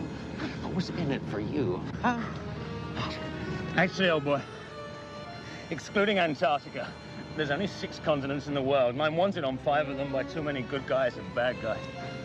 6 continents, wanted on 5. You're always good at those catchy little phrases. Well, how about this for a catchy little phrase, huh? My best friend is lying in a hospital dying. His mother, his wife, and his 4 children are sitting there waiting. They don't know if he's ever gonna make it. What about your daughter? Why did you put her through that? Houston, I had to. I told you, too many people are after me. I knew I could trust you to look after her. You used me, just like you've used everybody all your life. Whose body was it in the burning car? Some Skid Row bum? Matt, look, we used to be friends. Laugh together. Nobody's laughing anymore.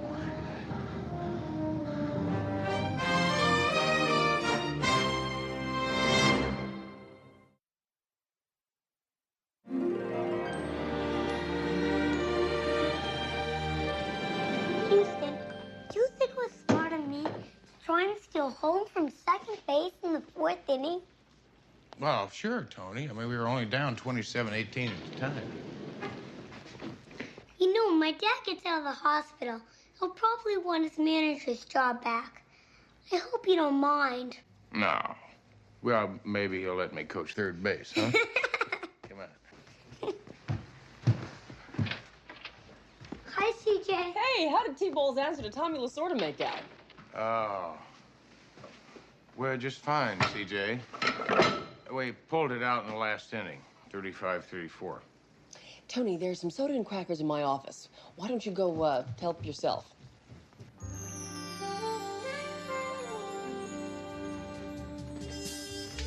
Houston, before we go any further, I'd like to introduce you to the latest addition of Houston Industries family, Susan Rogers.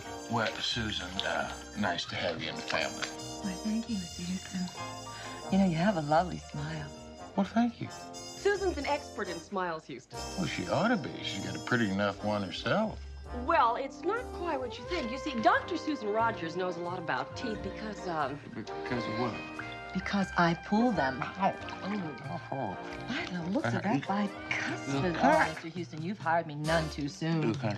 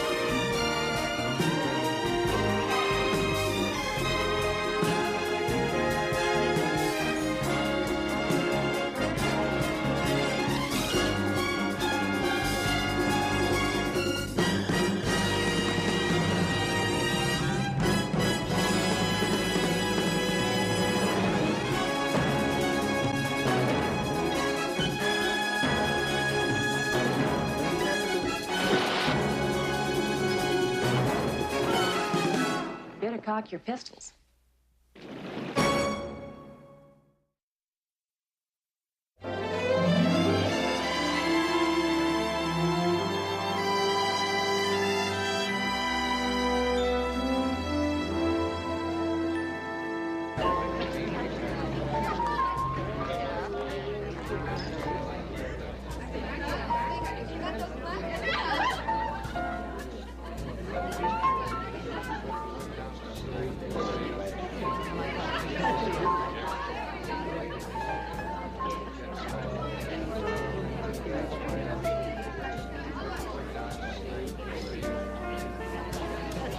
Yes, Catalani's here. I'll tell her.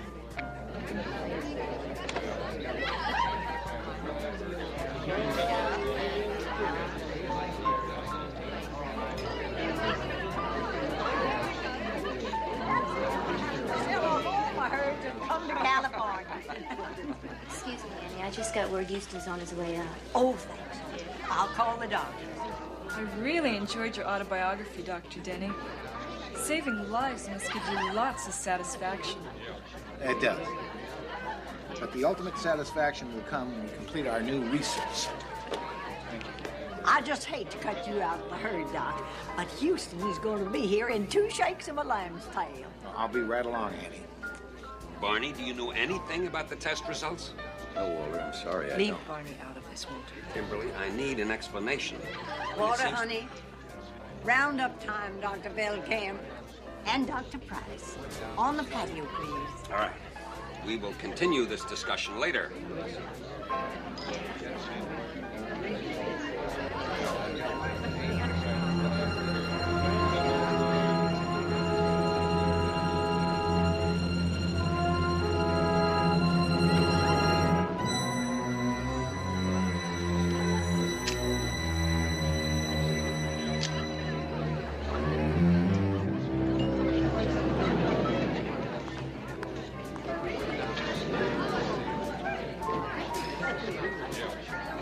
Annie? Houston! Oh, what? I see you two have met. Oh, I'm sorry, Eddie. This is CJ, my associate. Howdy, CJ, honey. Yeah, CJ, this is the legendary Cattle Annie Hickok. Well, I've heard of you, Annie. Houston's spoken about you a lot. He's the president of your unofficial fan club. CJ, why don't you go ahead and give Annie the donation? Oh, thank you, honey. See this now.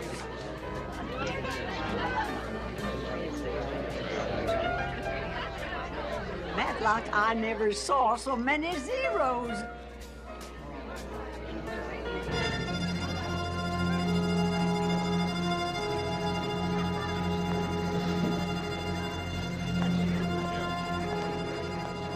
Something to eat, Dr. Belcamp? No. You? What are you doing?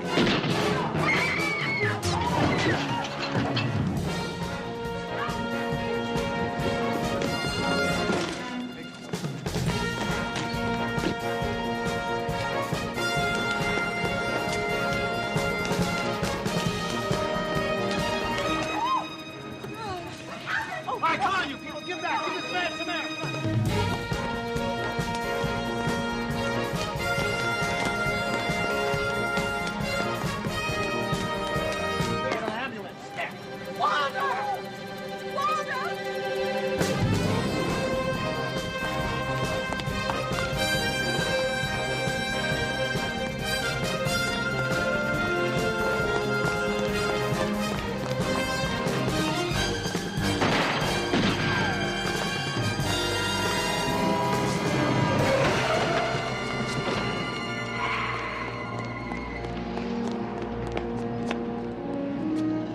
It wasn't my fault. He ran right in front of me, I swear. I'll call an ambulance. No need for that.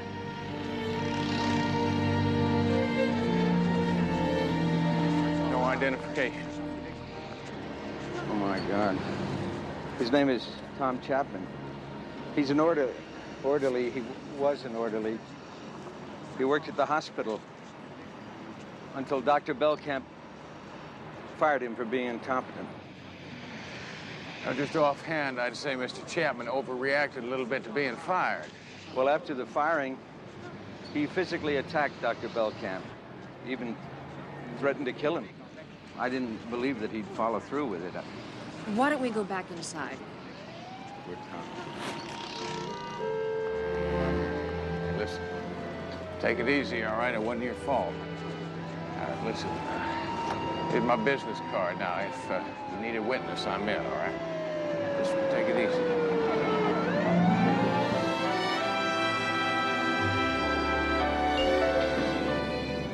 Houston. Please. CJ? Good morning, Houston. accept the orange juice with thanks, CJ, but I flat out reject the statement that this is a good morning. Well, you undoubtedly have been at the hospital with Catalani. How is Dr. Belkamp? He's losing ground fast. CJ, I stayed up all night trying to figure out why this Chapman fella decided to shoot Belkamp at a party in my office with a whole bunch of people standing around and recognize him. Well, maybe this will help answer your questions. It's Chapman's wallet. Where'd you come up with this? The janitor found it. Apparently, Chapman dropped it when he ran out, and somebody kicked it under a chair. One honest janitor. Now, where do you suppose an unemployed fellow would come up with this kind of money? Well, now, that's what I mean. It might also answer your first question, why he did it. Now, according to the license, he lives in the marina. 1400 Dolphin Way, boat slip 61. You better get a hold of Vance, tell him what we got and where I'm headed.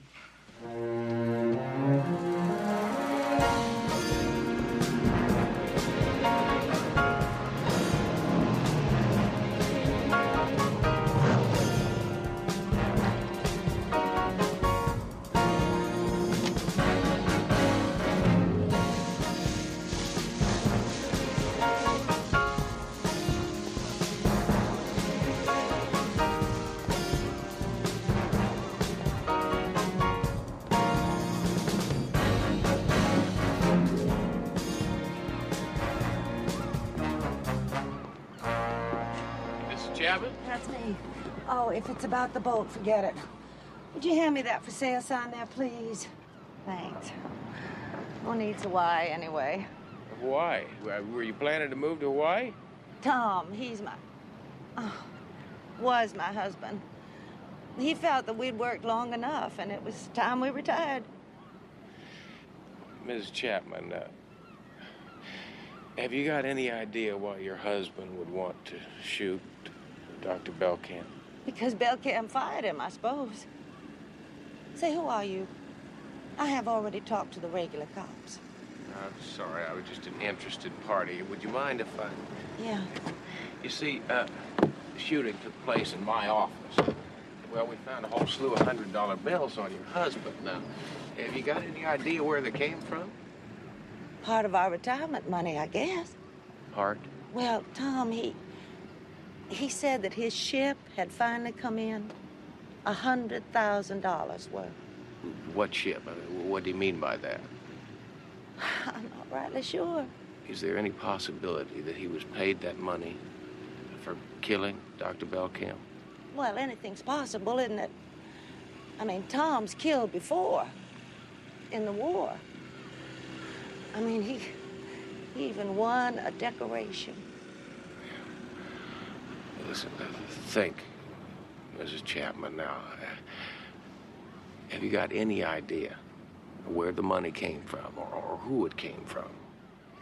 In a matter of speaking, Tom said that someone on the research team where he worked had offered him an interesting proposition, and he was thinking about it. Did he say who on the research team? Tom never said. Mister, would you do a favor for a brand new widow? Certainly. Would you get the hell off of here, please? I was brought up to believe that crying in front of people is not nice.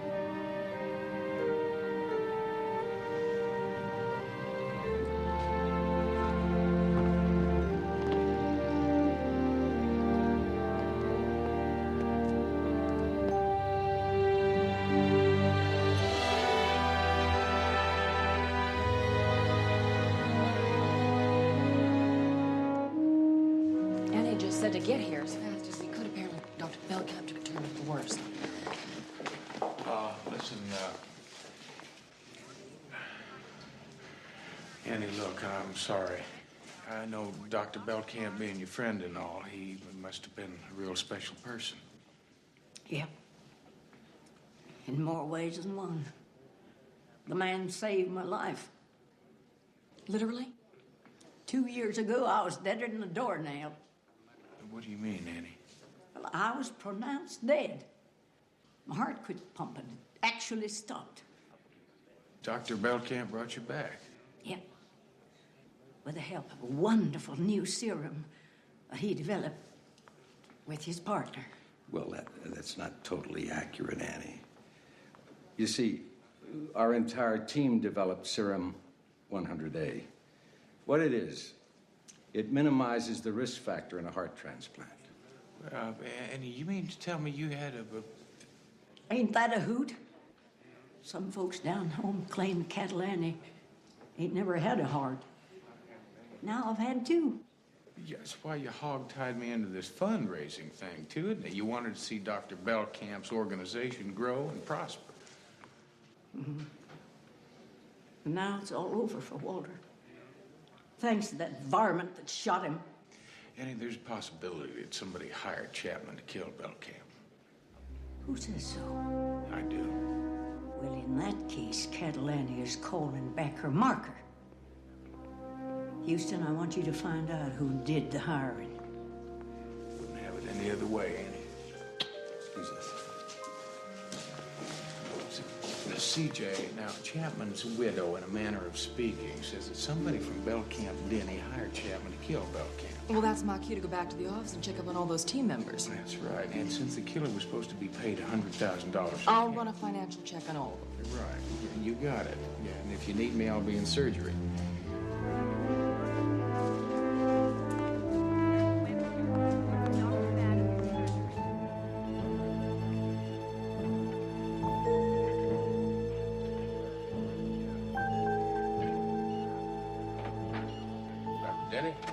Houston. Please join me. Guess you heard about Dr. Belkamp, huh? Yeah, tragic. Yeah. Now, what's going on down there? Looks like a television show. They're preparing a patient for a heart transplant. Oh. Well, I'd just soon read about it. Well, you can relax. They can't begin without the surgeon, and I'm him. It's a fascinating operation to watch. Yeah, I'll bet. I'll just pass on this one.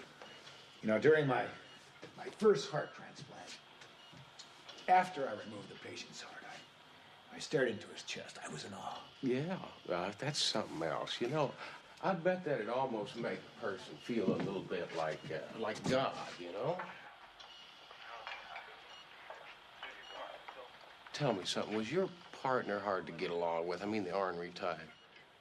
Well, not until recently. No, I don't know. Something was bothering him. We weren't seeing eye to eye. Yeah. Well, it brings me to my next question. Now, what do you suppose is going to happen at the research center now that Belkamp's gone? I'll simply carry on. Walter would have wanted it that way. I'll bet you Walter also would have wanted to know the identity of the man who hired Chapman to kill him. Hired? What are you talking about, hired? Talking about the $100,000 that was being paid Chapman by you or another member of this research team for messing up my fundraising party by killing Dr. Belkamp. Where in the hell did you ever get such an off-the-wall theory like that? Chapman's widow. That's ridiculous. There's only 3 of us left on the team. Mm-hmm. Yeah, it does tend to narrow it down a little bit, doesn't it? Let me give you some advice, cowboy. You just drop your investigation. It's only going to hurt the research center, and the work we're doing here is one hell of a lot more important than you're getting off playing Texas Ranger.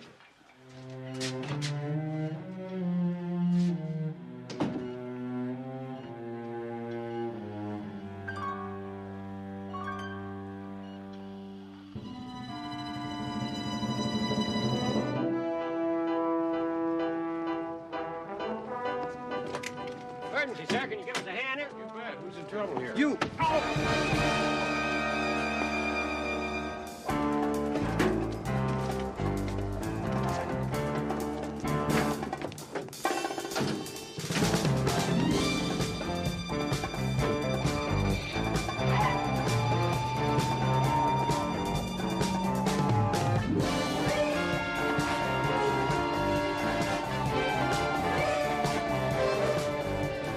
How's he doing? He's still out. That cowboy's not going to be too happy when he wakes up. Especially when we tell him about the funeral. His.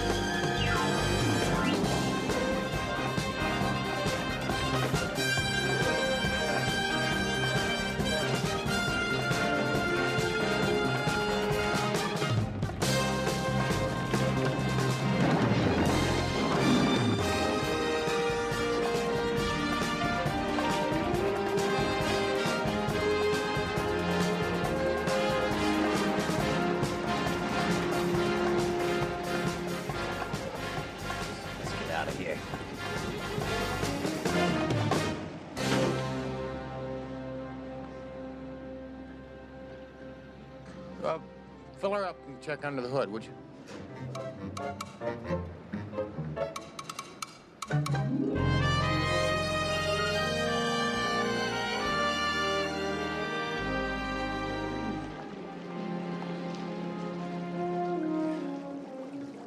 Showtime, Houston. Baby's got a rundown on all our suspects.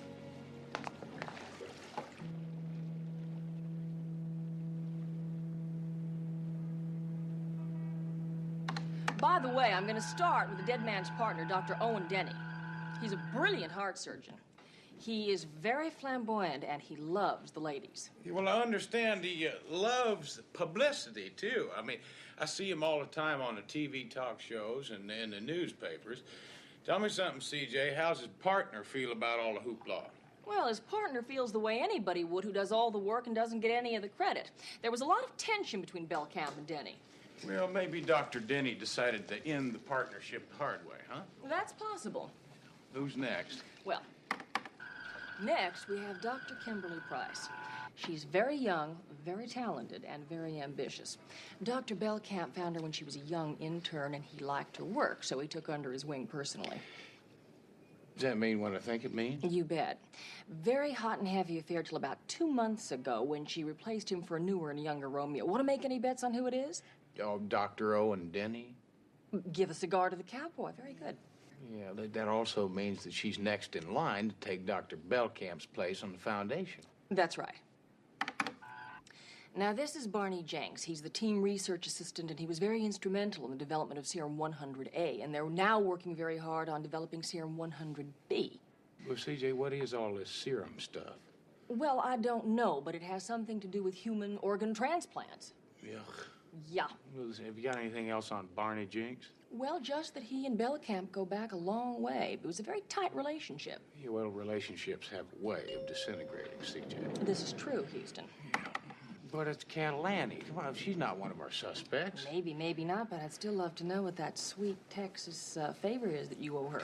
If you dare to tell her, Matlock, I'm gonna jerk a nut in your tail. Hello, how are you, sweet Faye? Oh, now, come on, Catalani. Tell me what's that secret something going on between you and Houston. Come on, fess up. What do you think, Annie? Should we tell her? Really ain't no big deal. Well, in that case, I think CJ's a safe bet. You see, CJ, Annie saved my life before I was born. Before you were born? Yeah, my mother was 8 months pregnant. She got in a car wreck way out in the boondocks, and Annie came along and delivered me right on the spot. Saved me and my mother. Like I said, it was no big deal.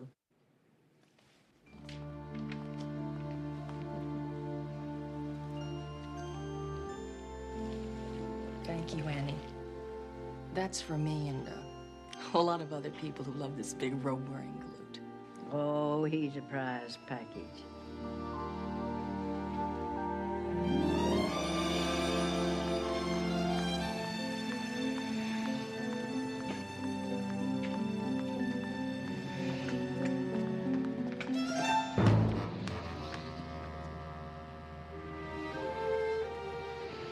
Morning, Doctor. I believe we have an appointment. Well, the lady who phoned didn't mention a football game. Well, that was just a little diversion. See, I wanted to catch you before you got inside, because I know when you're in there, there's all kinds of distractions. I see. Okay, how would you like to proceed? Well, I'll tell you what, I'll pitch and you field questions. That's baseball. No, ma'am, it's murder. Yeah, let me ask you a question. Now, which member of the Belcamp Denny research team hired Tom Chapman to kill Belcamp? Hired Tom Chapman? Who in the world told you a thing like that? Well, it's just like the newspapers say, a very reliable source. Just what is it you want from me? Well, Doctor, I'll tell you. See, I already know about your off-duty consultations with Dr. Belcamp and Denny. Let's stop playing games, Mr. Houston. I know who stands to gain the most from Walter's death. I do. Yeah, I know that, too. But listen, okay, come on. Oh, I'm sorry. Now, hold on. Let me ask you one more question, okay, please? Yeah, just tell me a little bit about your formula, the 100A, I believe it's called. Yeah. Serum 100A helps in the prevention of body rejection of heart transplants. Once we received FDA approval, we sold the patent outright to Dumont Pharmaceuticals. Oh, what about your newer serum, 100B? Is there anything special about it? Yes. Serum 100B helps in the prevention of body rejection of all organ transplants and not just the heart. Well, that's pretty revolutionary stuff. I mean, have you folks gotten a patent on it yet? No, we haven't received FDA approval. Oh, but assuming that you do get FDA approval.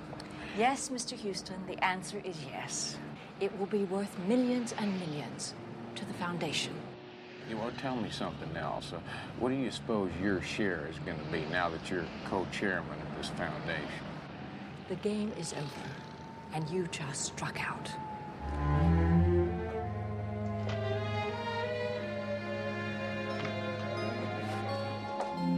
CJ, slow down a little bit, would you? I mean, after the ambulance ride and the gurney ride and the blackjacks, I mean, my body feels like a freight train ran over it and then backed up twice.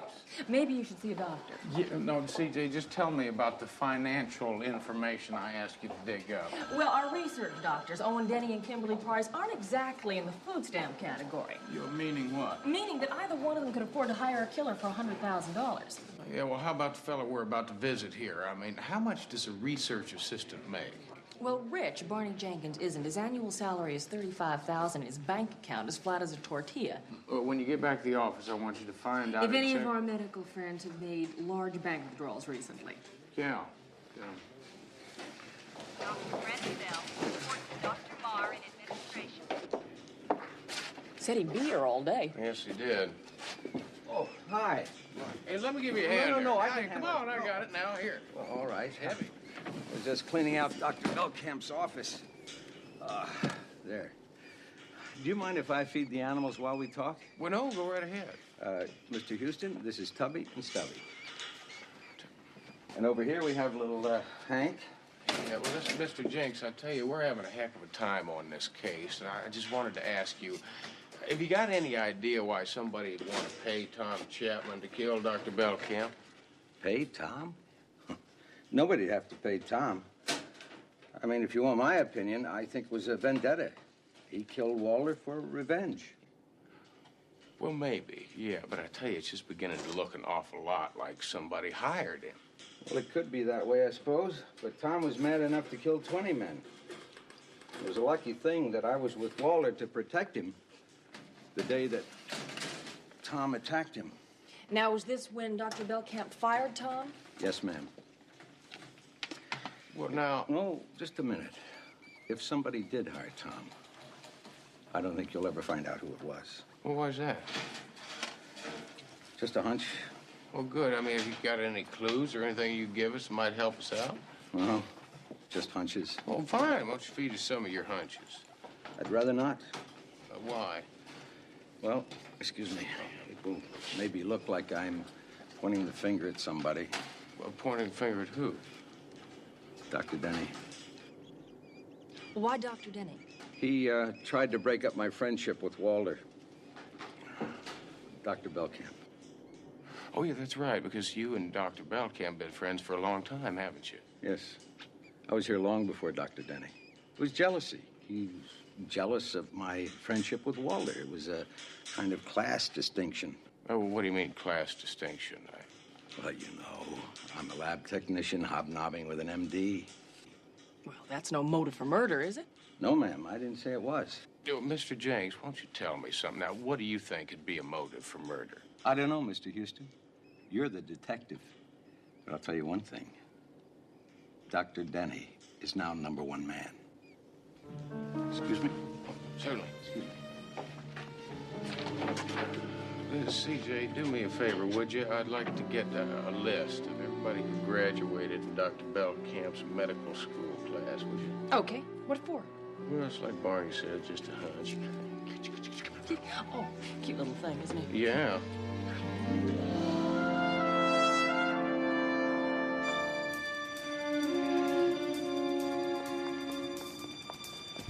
CJ, that's the man that killed Chapman. Call him a belly.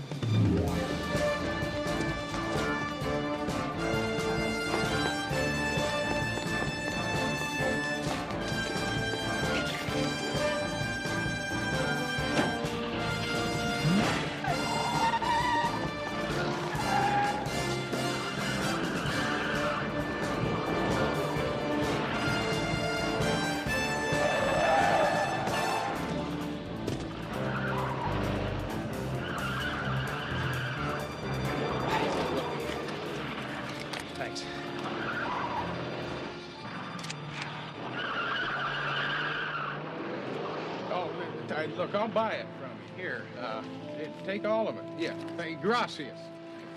Excuse, please. No? Maybe you'd like to buy film for camera, too?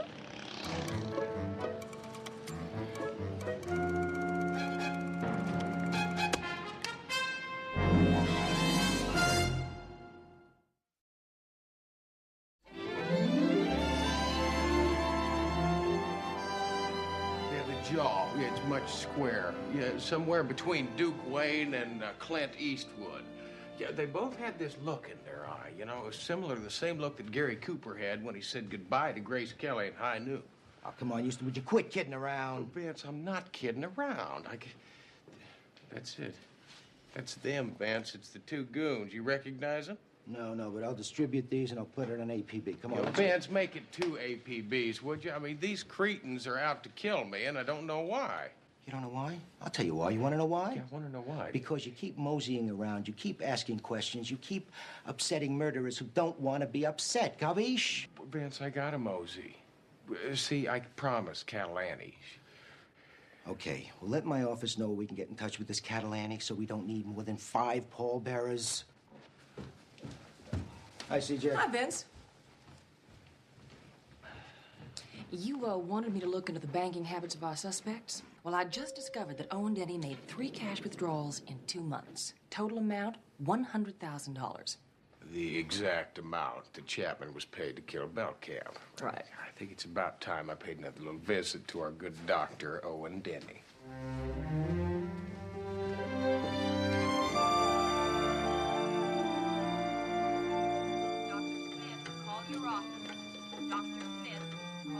It's safe to enter, Mr. Houston. I'm all through cutting for the day. Is that another one of your heart transplants? Sure. 20 years young with congenital heart disease. Before surgery, I had 2 months to live. Now, could outlive us both. Oh, that's something. You know, I really admire your ability and what you do. I think it'd be a crying shame if you couldn't continue. Well, why wouldn't I continue? Well, you see, inmates aren't allowed to operate in prison. Prison inmates? What the hell are you talking about? I'm talking about murder. You see, Chapman was to be paid $100,000 for killing Belcamp, and you know what? That's the exact amount you've taken out of your bank account over the past few months. Come off it, Houston. I'm a wealthy man. I make a lot of investments. But those investments aren't usually made in cash, are they? Well, the kind you don't want to pay taxes on are. Besides, what I do with my money is none of your business. Finding out who killed your partner is. You better make that was. Houston, either you get off my back, or my lawyer is going to be talking to a certain judge about you. A judge who just happens to have a daughter in desperate need of a heart transplant.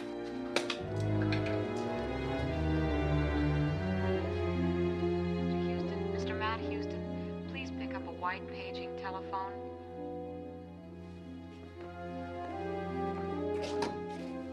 Houston. One moment, please. Hello, Houston. I've located that graduating list of Walter Belcamps. Now, what am I looking for? Barney Jenks. The lab assistant? He isn't even a doctor, is he? Well, I'm not sure, CJ, but I tell you, when I was looking at the graduating class picture in Belcamp's office, there was Barney standing right next to Belcamp, big as life. Well, he's not on the list. I'll tell you, CJ, maybe it's about time that I did a little operating on my own. Have you got Barney's address there? I got it. I'm gone. Barney Jenks lives in an apartment building near the beach. Finding the apartment is no problem for Houston, but finding a way into Barney's apartment is. Excuse me. How you doing today? Listen, I tell you what. You look like you'd like to take a very long, expensive lunch break. Say, maybe at the Brown Derby, huh? Maybe cocktails at Perino's, maybe a supper at Chasen. Yeah. How'd that be, huh? You know, you sure don't look like an exterminator. Well, right, ma'am. That's why I'm so good at my job. See, the bugs don't recognize me either. They don't think I look like the enemy at all, yeah. You see, that's why I don't even have to sneak up on them anymore. I got him. Oh. This is Dr. Jenks' apartment right here. Doctor.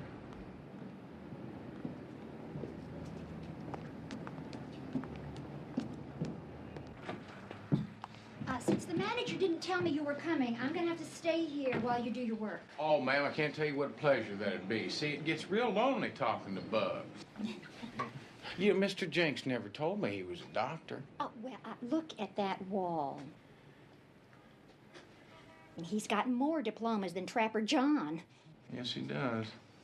Well, I guess that's how he knew.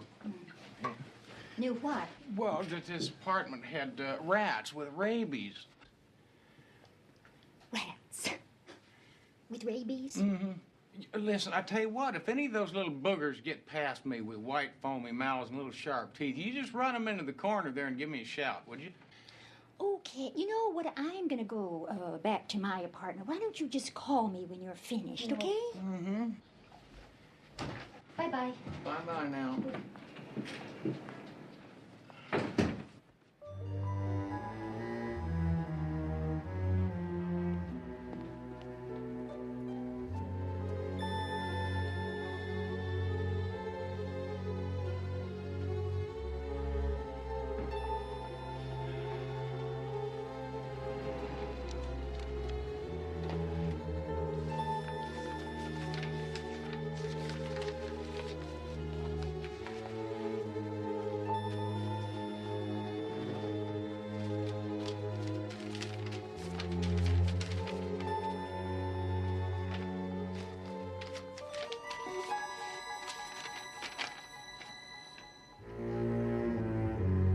Glad you stopped by, Annie. It's a pleasure, Matlock. I wanted to talk to you anyway. Seems like you've been ruffling more than your share of feathers. Well, it sounds like you've been talking to Dr. Denny. Yeah, and he is hotter than a spring jalapeno. He wants me to take you off the case. Well, it's a little late for that, Annie. See, I think I discovered the reason why Dr. Belcamp was killed. What's this? It's all hell about to break loose, Annie. That's a letter from the FDA addressed to Dr. Belcamp. Now, it states very clearly that your new Serum 100B is no good. It's totally useless. Where'd you get that letter? Barney Jenks' apartment, along with a whole bunch of other good stuff. Matlock, that Serum 100B has got to work. Why, the research team tested that out in every possible which way. Walter told me it was blue perfect, and I believe him. Fine, Annie, but what I need to know is why Barney's got a letter addressed to Dr. Belcamp. Well, that's easy. All the Foundation mail went to him so he could weed it out. So there's a possibility that Belcamp never saw that letter at all. I would bet on it. If he had read it, he would have told me so. Well, Annie, I got myself an idea. Well, then don't just sit there. Start making tracks. Stir your stumps. Yes, ma'am.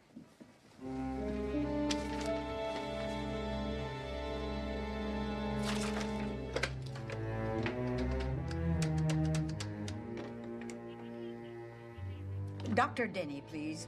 And hurry. Owen, this is Annie. We've got big trouble. Dr. Brent Bell reports Dr. Marr in administration. Dr. Brent Bell reports Dr. Marr in administration. Barney, you happen to know where I might be able to find Dr. Price and Dr. Denny? Oh, I have a hunch you're in Denny's office, last door on the right. Thank you, Barney. Pleasure. Good, Oscar. Very good.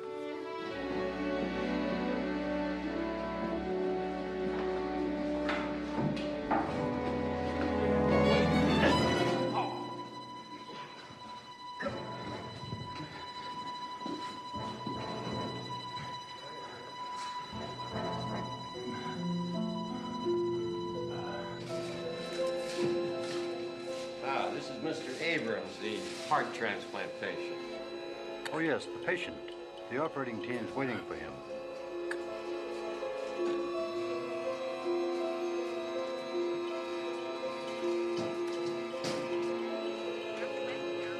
Dr. Adams' surgery. Nurse Webster reports Dr. Adams' surgery.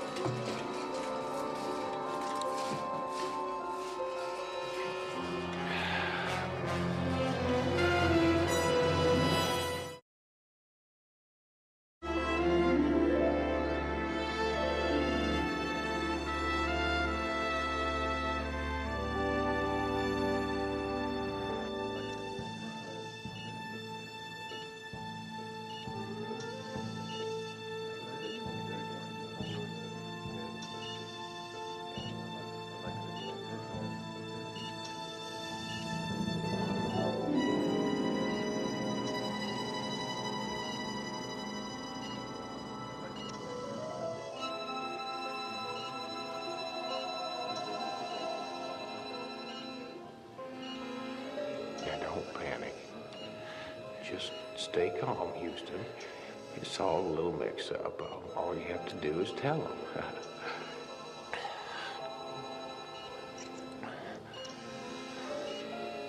Just say, hey, fellas, I'm just fine. My name's Matt Houston, and you're about to make a real bad mistake here.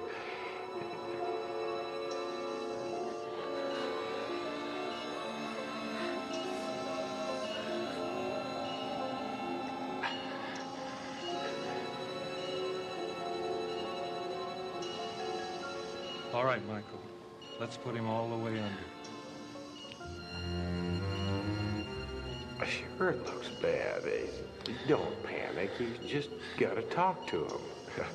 It's a simple use of the throat, lips, and tongue. Yeah.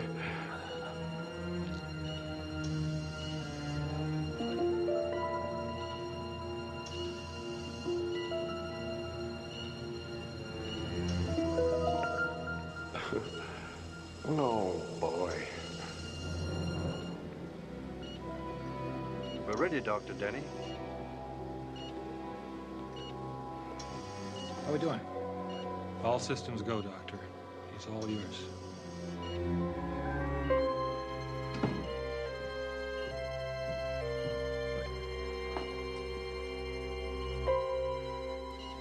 Anybody hear how the stock market's doing today?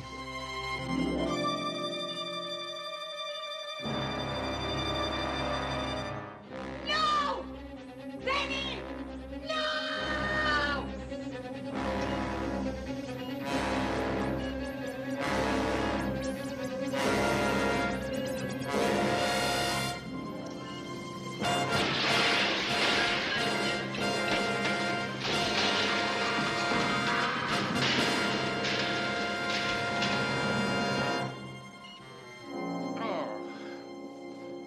A little more, Matlock. How do you feel now? Oh, I feel like I've been rode hard and put up wet. Looks like I owe you another one. I'm sorry, Houston. I didn't know it was you. I never even looked at your face. You see, I phoned Owen, and then I came over to show him the letter from the FDA. Well, I never saw that letter until Annie showed it to me.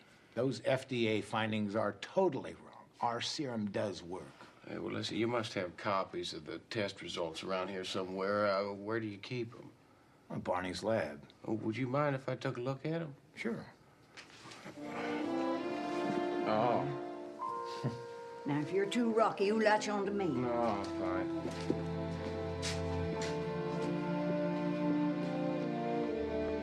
Yeah, that's what I thought. Yeah, well, thanks, CJ. Listen, you better call Bench. Tell him to hightail it over here, too.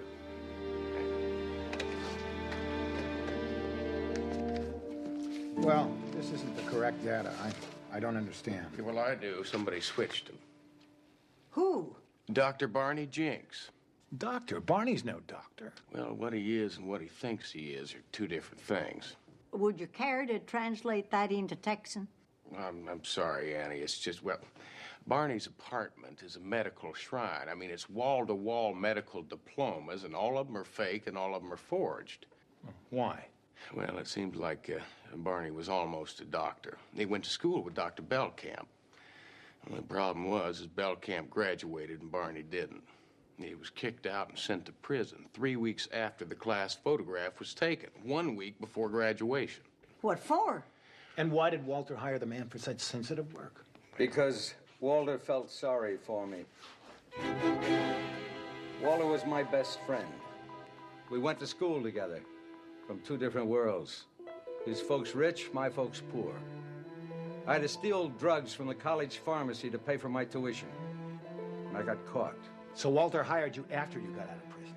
He hired me as a lab assistant. And I did more to perfect those serums than any of you doctors. Yet you took all the credit for it, and you took all the money for them. Barney, the money from 100A serum went back into the foundation. Maybe, Annie. But the credit for the development of those serums didn't. That's when you decided to cash in for yourself, huh? On the new serum, 100B? You secretly sold it to a pharmaceutical company. You sent the FDA some doctored-up lab test using Dr. Belkamp, Price, and Denny's name on it. How'd you know that, Houston? Well, It's really quite simple. See, old Barney there's got a nasty habit of leaving sensitive paperwork around his apartment. $500,000, Barney. You sold out cheap. Well, of course, you did have to pay Chapman off, and you still got to pay your 2 clowns. Barney, why did you have Walter killed? He was your best friend. He was my best friend, Annie. He was gonna turn me in. Okay, folks. Nobody panics. We got a van out back, and we're all going bye-bye. No problem, fellas. I know how rough you can be.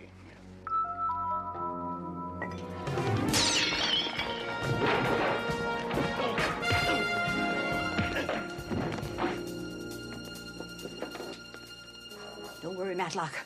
These fellas are hobbled. You go get Barney. Here's something else, Annie.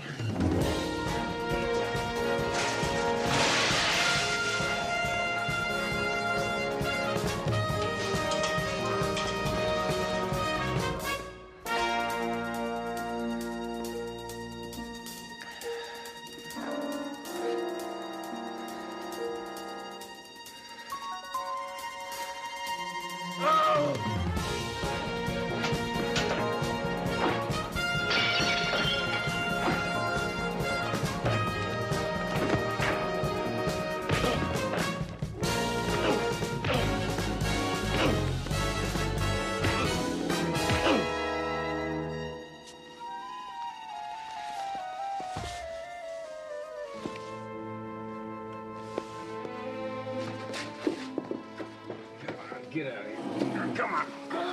Come on. Houston, what in the name Just missed him, Vince. The doctor's out.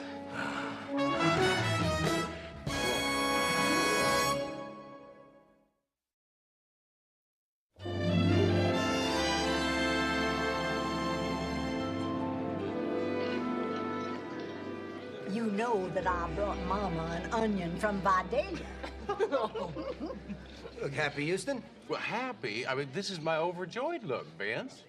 Vince, Houston and Annie just got back from their last fundraiser.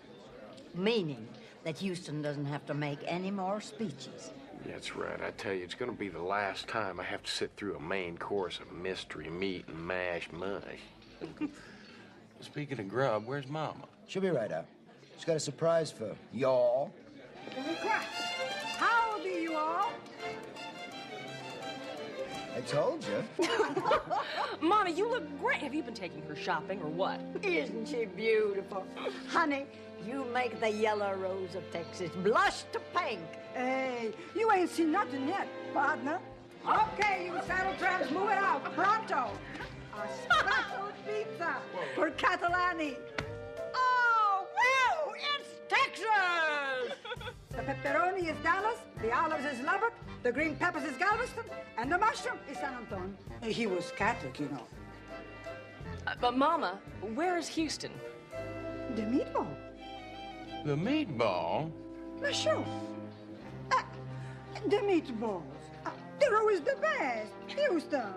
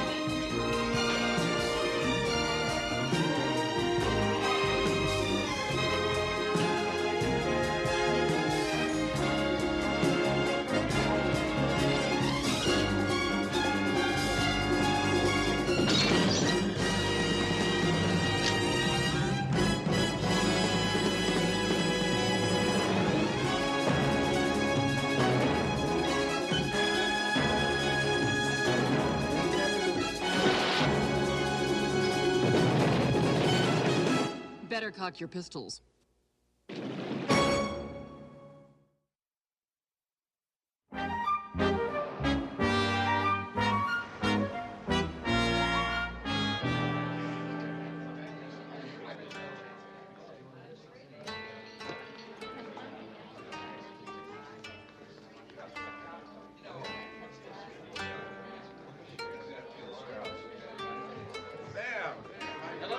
Hello, Chad. Good evening, Miss Lennox. What can I tell you? I just had this craving for some teppanyaki.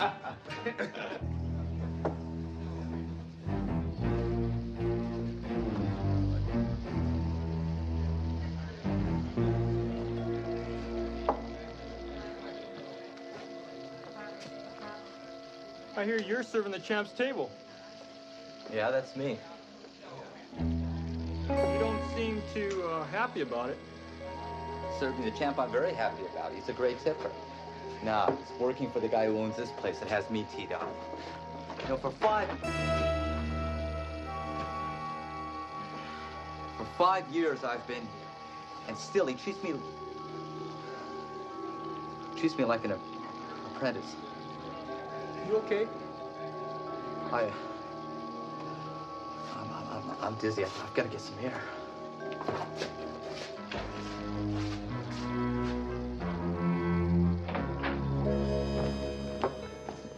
Rock, we've got to talk. Marcia, please. Darling, let's relax, huh? Could you call the exchange and see if there are messages from the hospital?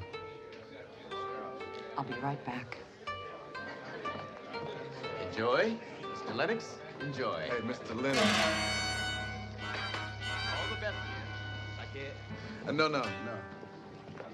The doc and his lady gonna sit here. They'll be fine over there.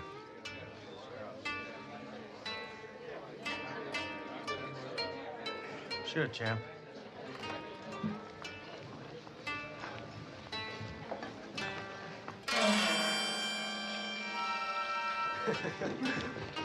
Well, look at him. The chump. For now, that is. Not after Saturday, though. Bubba Dex. Gonna be the next champ. You got my personal word on that. Well, wait a minute, Bubba. Why don't I go out to the car and get the accordion? I mean, if we're gonna do the act, we might as well have some music, right? It's not worth it, champ. You know that. Honey, please don't. Please. Don't. Oh, please. Not here. This way, please.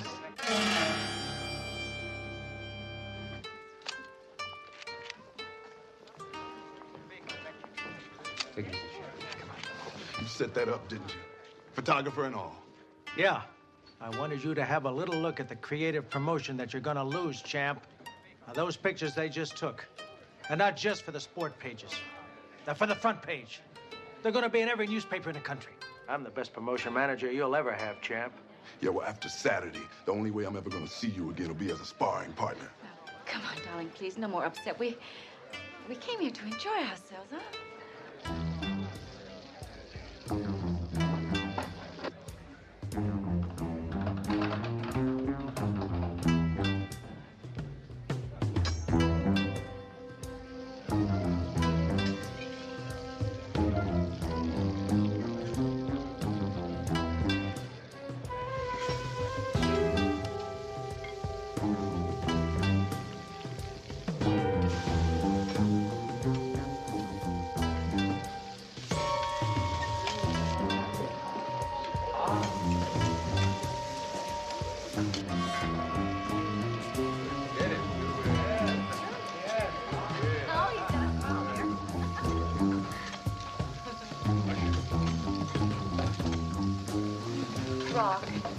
I've got them in the other room.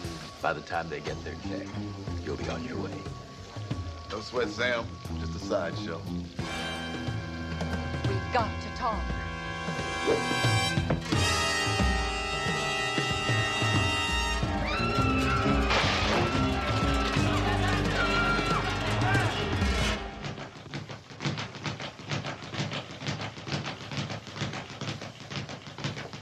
Houston!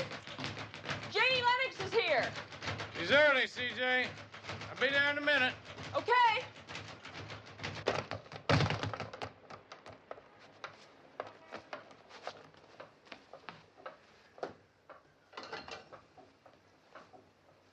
She was murdered by mistake, Mr. Houston.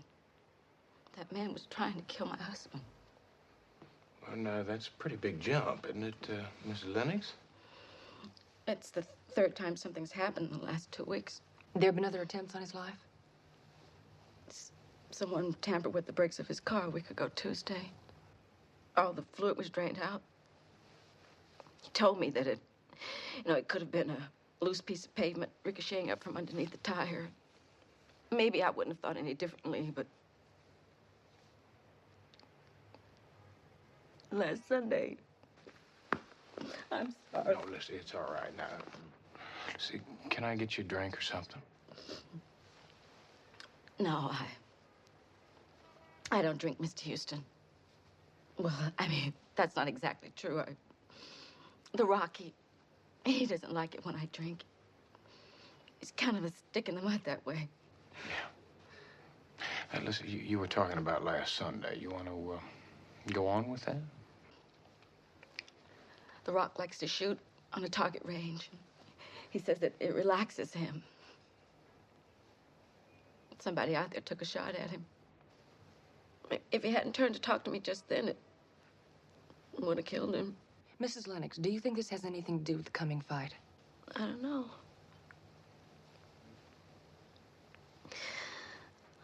All I know, Mr. Houston, is my husband won't let me go to the police. And I'm just so scared. Can you help me, please? I'm sure gonna try. All right?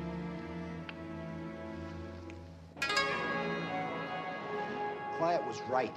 Marcia Bingham was killed by mistake. But The Rock wasn't the victim. The proprietor here, Sam Shima, was. Well, this is beginning to look like one of those TV game shows. I mean, will the real intended victim please stand up? Shima was the real intended victim.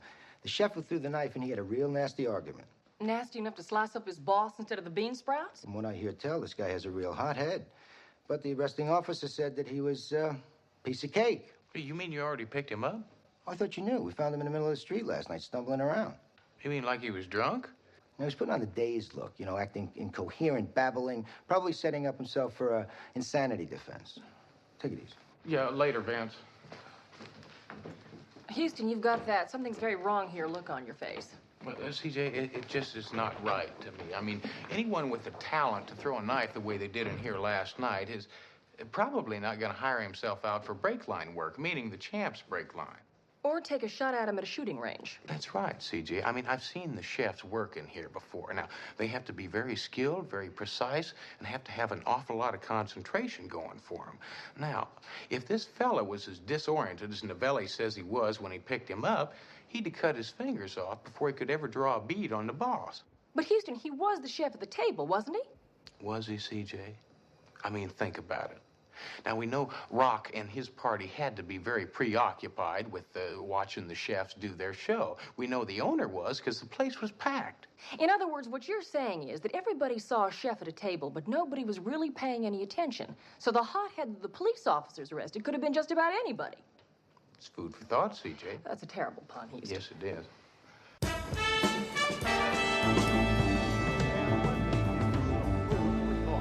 Hear it this way. I say there are puzzles here. The Rock is a 6-1 favorite, and yet he seems, yes, I have to say, yet he seems intimidated by challenger Bubba Dax and his histrionics. The Rock's no youngster. He's been the champ a long time. There are those who shake hands for the photographers, gentlemen. Shake hands.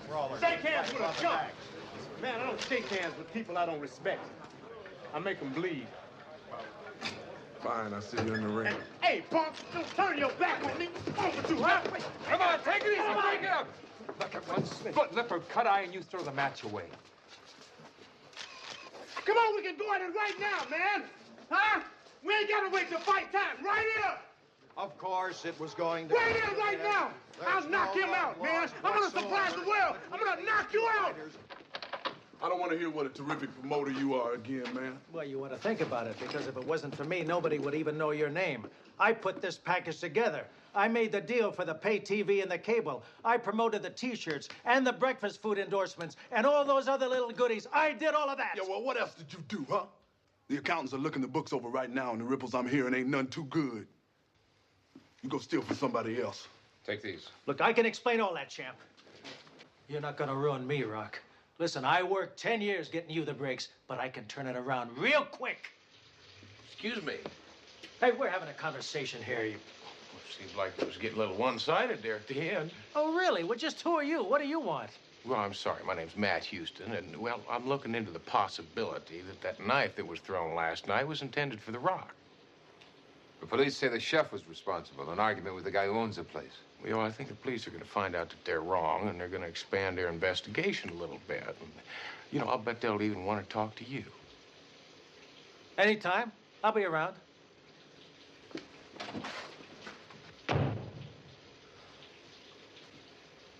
You're Dr. Kolzak, aren't you? Yeah, the sports doctor. Listen, I saw you on a television talk show. You're great. Thank you. Yeah. Listen, you were with The Rock last night. Have you got any ideas about what happened out there? I haven't been able to think about it. The murdered woman, Marcia, she was more than my nurse. She was very important in my life, Mr. Houston. Yeah. My sympathies go out to you, sir. She was loved by everyone. Now she gets in the way of a knife. Tragic accident. No, because somebody's trying to kill The Rock. Where did you get that notion? Well, Janie Lennox, The Rock's wife. I mean, she told me about all the attempts on his life. I'm afraid Janie isn't a very reliable source. She's a sick woman. What do you mean, sick? An alcoholic. Are you trying to tell me that you don't think those attempts really happened? Oh, there was one. It's just not that Janie Lennox is an alcoholic. Mr. Houston, she's a violent drunk. Well, how violent? Enough to attack her husband with a butcher knife.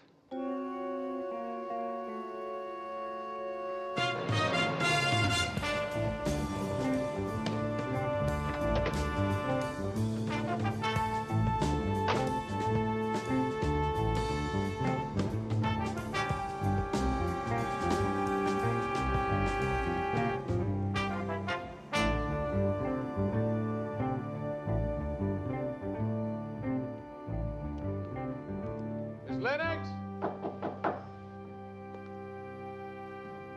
Janie? Matt Houston? Anybody home?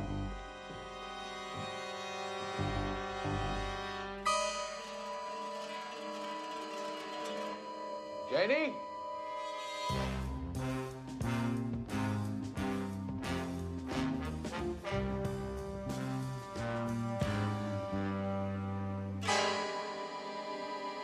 Janie?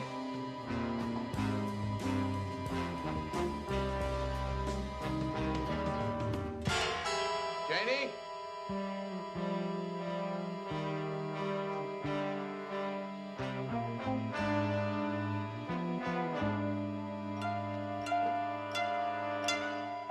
Janie?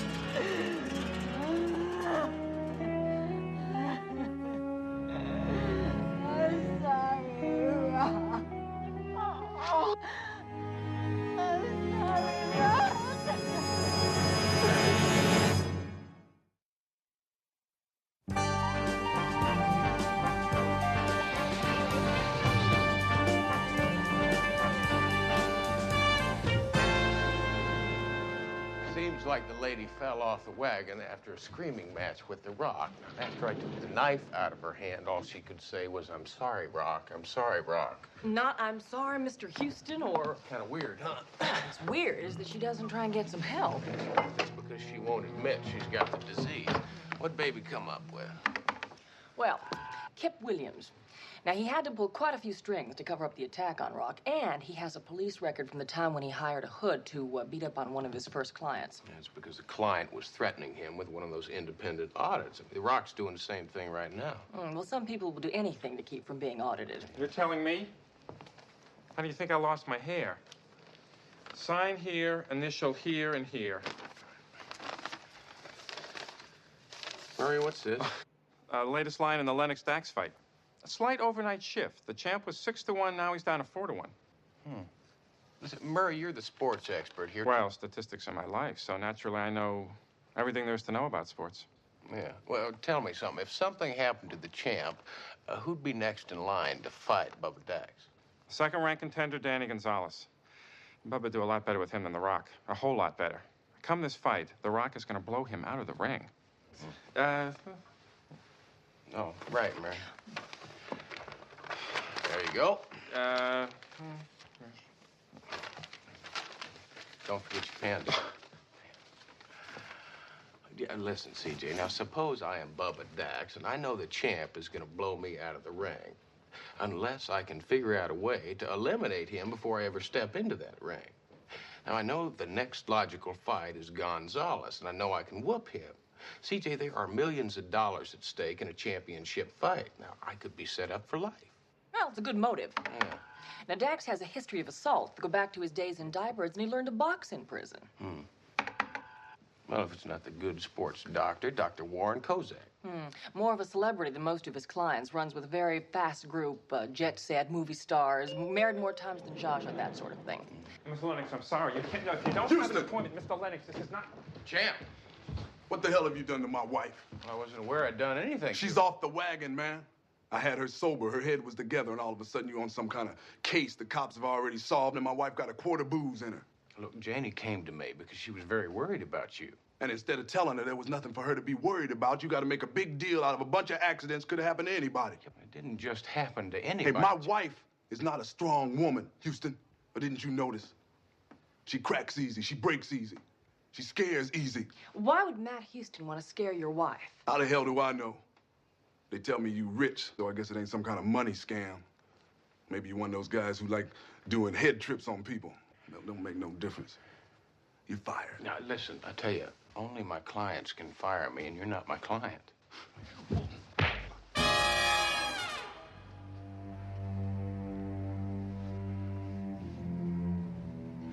Stay away from my wife, man. A word to the wise. Houston, you must pack quite a wallop. Houston, you just staggered the champ. I don't believe it. Well,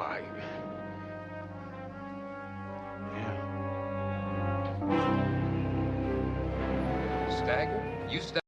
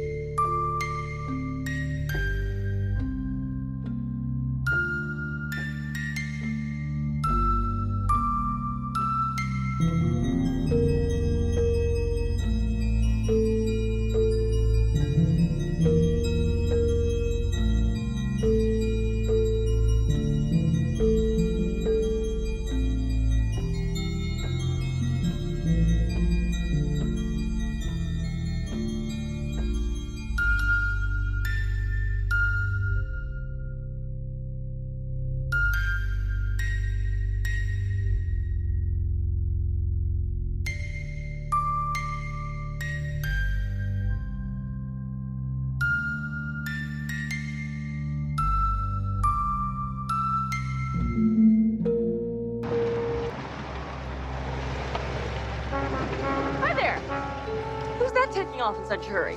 Kip Williams. Well, what's he doing out here with the opposition? Very good question, CJ, and I intend to find out. Now, what brings you out here? You have a phone call from a gentleman named Ukio Kanui. I don't believe I've ever met a man by that name. That's because you haven't seen the list of knife throwers the baby has compiled. What do you want? He wants to talk to you about the murder of Marcia Bingham. Now, how fast can you get to Little Tokyo?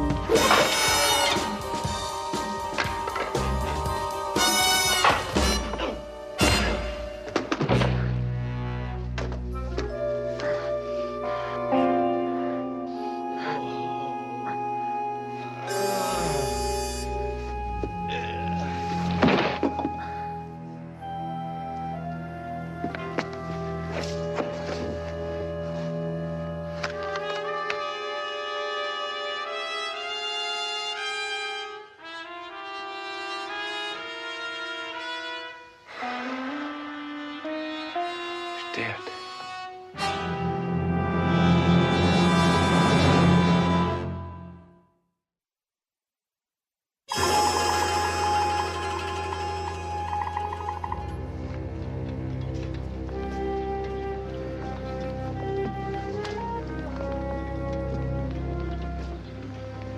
Beginning to feel like Jack the Giant Killer. Every time I take a swing at somebody, they collapse. Come on, Houston, you didn't kill this guy. The stuff from his locker confirms what the coroner said. It's a strong possibility he died from an insulin overdose. Man was a diabetic. Vance, I talked to CJ. Now, if Baby's facts are straight on this fella, he's about as cold-blooded as they come. I mean, to set up that stunt at the steakhouse, posing as a chef at Lennox's table. Houston, we have no proof the guy we took out of here is the killer. Vance, he's got to be the killer. I mean, think about it. I mean, he's known for using knives. I mean, he sets up this whole trap for me out here. I mean, the fella you picked up certainly didn't do it. What are you looking for? A connection, Vance. I mean, here I am fighting with this fella. He stands up, staggers, and he falls. I mean, it doesn't make sense. Now, the chef that you picked up... Mr. Akira. Right. Now, he was reported to be in the same condition, staggering around. He was incoherent also. Yeah, but Akira was not a diabetic on insulin. But I bet you $1 he was on something, Vince, whether he knew it or not. Now, you're going to have to cut him loose, at least set him out on bail. And when you do, I've got to talk to him. I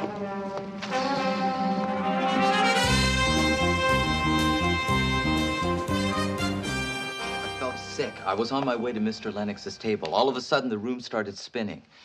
Thank you. I thought I was going to suffocate, so I went out for some air. Right. Now, before all that, can you remember anything different at all? There wasn't much to remember. I got into an argument with my boss, Mr. Shima. I got angry, I lost my temper. Yeah, and that happened in the kitchen, right? Yes. Then I thought to go back to my table. Better to work it out, I thought, not to brood. But you never got back to Rock's table. No. Another chef must have taken my place. Listen, I want you to think real hard. Now, did you eat or drink anything different before that happened, just before it happened? No, I mean, did you feel anything different, like a little scratch or a bite or a... Yes. Yes, it's funny that you mention it, but I was passing by one of the chefs, and I felt this pain on my leg. And that's when everything went dizzy, right? CJ, I knew it. Now, think real hard. Now, what did the man look like, the chef? I can't. I only saw his back. I'll tell you something. Novelli's probably got a mugshot of that man, and if he does, it might just jar the memory of all the folks at the table that night. Janie, do you recognize this man? We think he's the one who threw the knife. He died last night. I think it was him. I think he was the chef. Oh, I don't know. There was just so much commotion going on that night, you know, with all that stuff with Bubba Dax and all. Did I really come at you with a knife? You really weren't yourself, Janie. Wasn't I? Well, I mean, you know, I can really tie them on, you know. But when it's time to stop, it's really time to stop, and I'm gonna have to do something about that. You'll never stop. You're an alcoholic. No, now, don't say that. I'm not an alcoholic, crying out loud. What are you then? A social drinker? Maybe you started out that way. Maybe other people are, but not you. You're an alcoholic. No! It's no secret to anybody, Janie. You're a drunk, and you'll never be anything else until you admit it.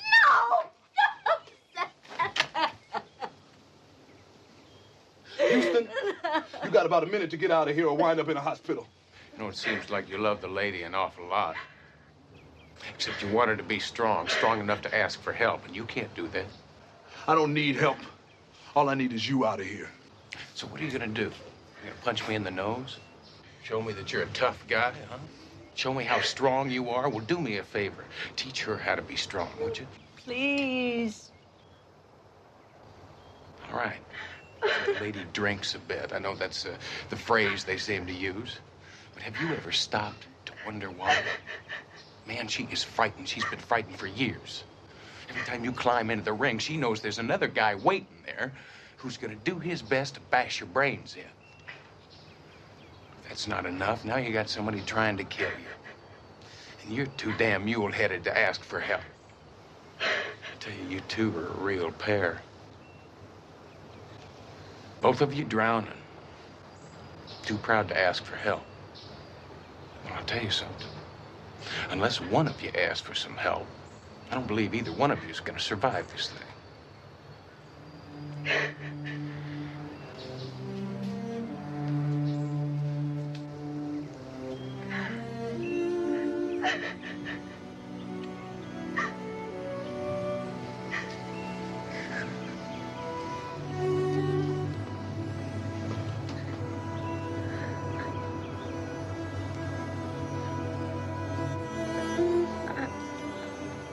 I'm alcoholic.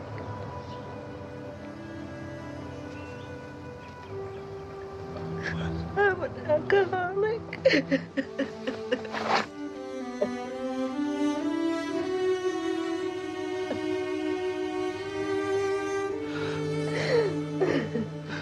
You're gonna be all right.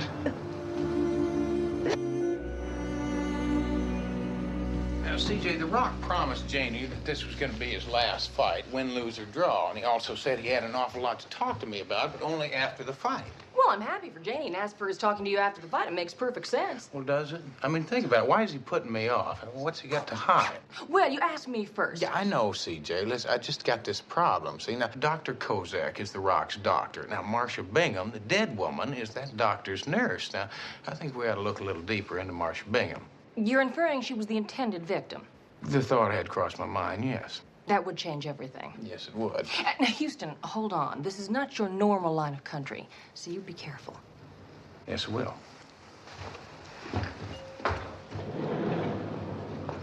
Oh, hi. Bye.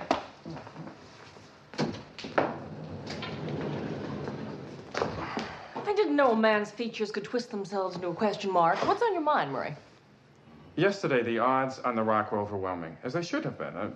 Bubba Dax is not in his league. And they dropped a little bit more? Now they dropped a bit more. And big money is coming in. The latest line at Fat Lenny's is 3-2 for Bubba Dax. Murray, check that out, because that means somebody knows something we don't know. We better figure out what it is fast and tell Houston, because the fight's just in a few hours.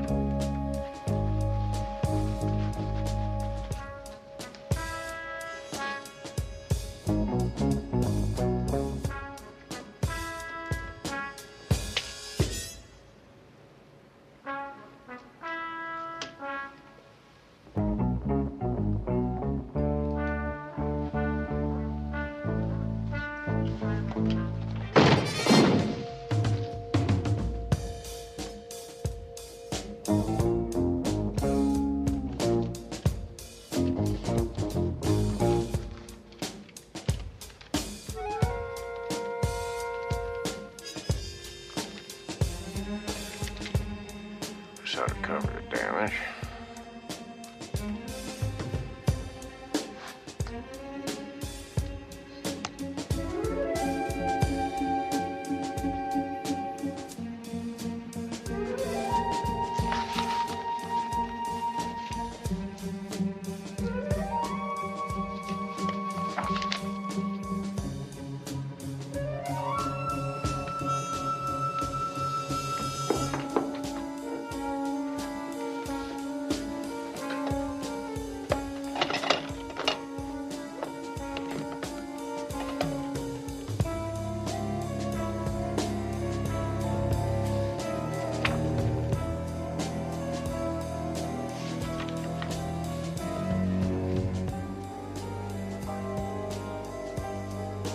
All day to talk to the Rock, no luck.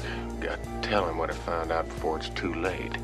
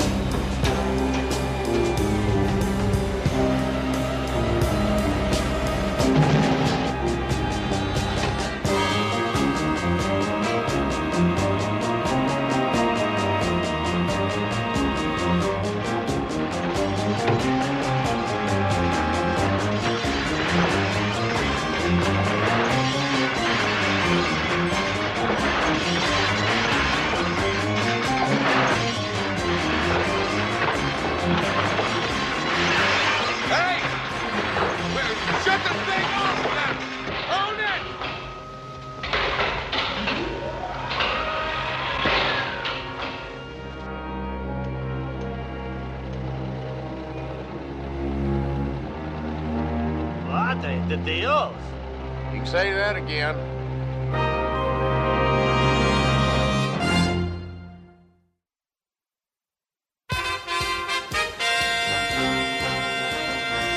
Ladies and gentlemen, this preliminary fight has turned into a real slugfest.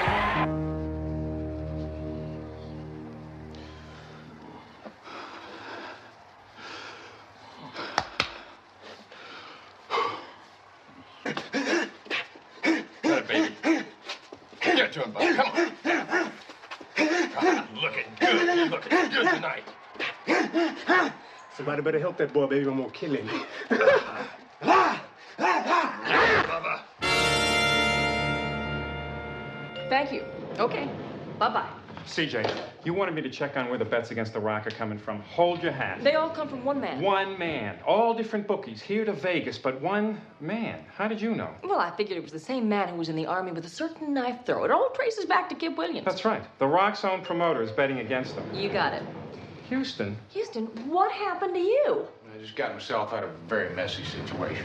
What, you want to run that by us again? Well, CJ, somebody up there likes me, somebody down here does not. Huh?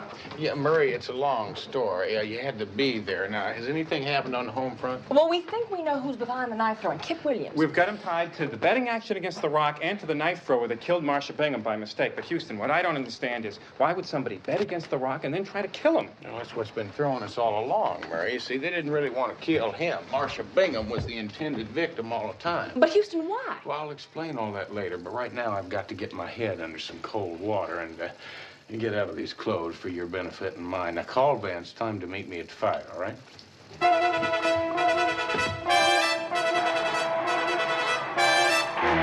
throws it right to left. Another right, still another left to Woodcock's midsection. He throws it right to the head. Woodcock is staggered and he goes down. The crowd is going crazy. The count begins.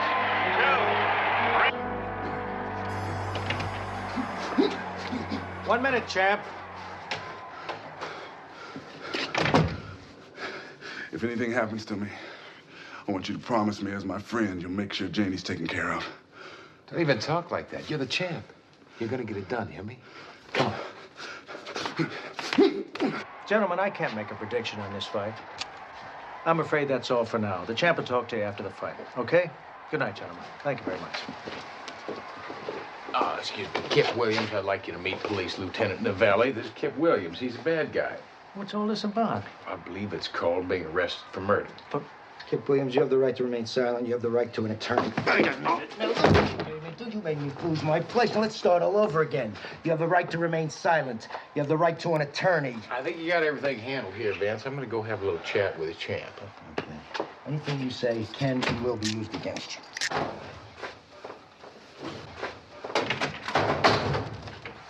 Houston. Hey, in case you haven't noticed, the Rock's due at a fight. Well, maybe what I have to say will affect the fight. Hey, there's no time now. Even if I tell you I've solved the case? All right, shoot. The night Marcia Bingham was killed in that restaurant, she said she had something very important to talk to you about. And that's when she leaned over to you. Yeah, well, I don't have the slightest idea what it was about, if that's what you're asking. Is that right, champ? You see, I think you knew exactly what it was she wanted to talk to you about. Or at least you thought you did. And now wait just a minute. No, you wait a minute. Just wait. Now, you thought she wanted to talk to you about getting out of boxing like she'd done so many times before. But that wasn't it. You see, she's this man's nurse. She just wanted to tell you that she knew your secret. What are you talking about? That's preposterous. All right. You see, I got this problem. The doc here can tell you all about it, but what it boils down to is I get dizzy. And if I take the wrong punch, I buy the farm. I die. But man, I got bills to pay. What Kip Williams didn't steal from me just went.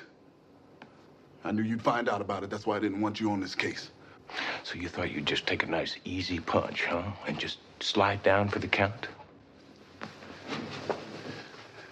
Leave me alone, Houston. I got a fight to lose. Yeah, well, I'm sure glad you got good friends like the doctor here. I mean, to get you through the bad times. I mean, to give you the pills to get over those dizzy spells. And maybe those pills are what caused the dizzy spells. You ever think about that, huh? The night Marcia Bingham died, all she wanted to talk to you about was that she knew the real truth, that you were not sick at all. You're just fine. There's nothing wrong with you. See, the good doctor here and your promoter, they set you up. They made you think you were sick so you'd throw the fight. And I'll tell you something, partner. They've bet everything they've got on the other side of the fence. Houston, you don't know what you're talking about. Rock don't believe a word he's saying.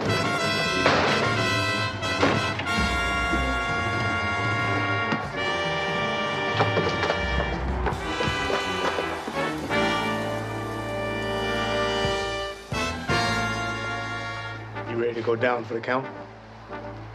No more talking, Motor Mouth. The ring's that way. Yeah. You're gonna be laying in it.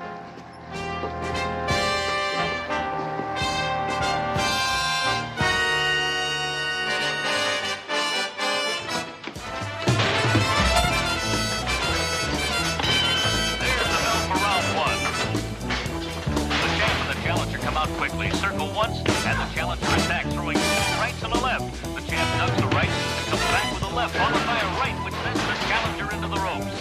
These two men mean business, and this reporter would be very surprised if this contest goes short in the first round. Ooh, the challenger throws a right, which misses, and then another right to the champ's midsection.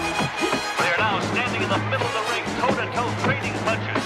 Neither man is getting the advantage, but they're both taking terrific punishment. The champ now parries a jab, ducks a right, and floors the challenger with a thundering left. The challenger is down. But what's this? I don't believe it. He's back on his feet. The two gladiators are back in the middle of the ring, trading body blows. The champ gets an opening, lands a right to the stomach, a left to the jaw, another left, and the challenger comes back with a shot to the stomach, and the champ answers with a wicked three-punch combination. The challenger is stunned. He tries to rally, but the champ lands a tremendous right to the head, staggering the challenger. And the champ throws another right, which sends the challenger to the mat. And it doesn't take an expert to know that he won't be getting up this time. The winner, and still champion of the world, Jerry the Rock Lennox. Man, you got one hell of a ride.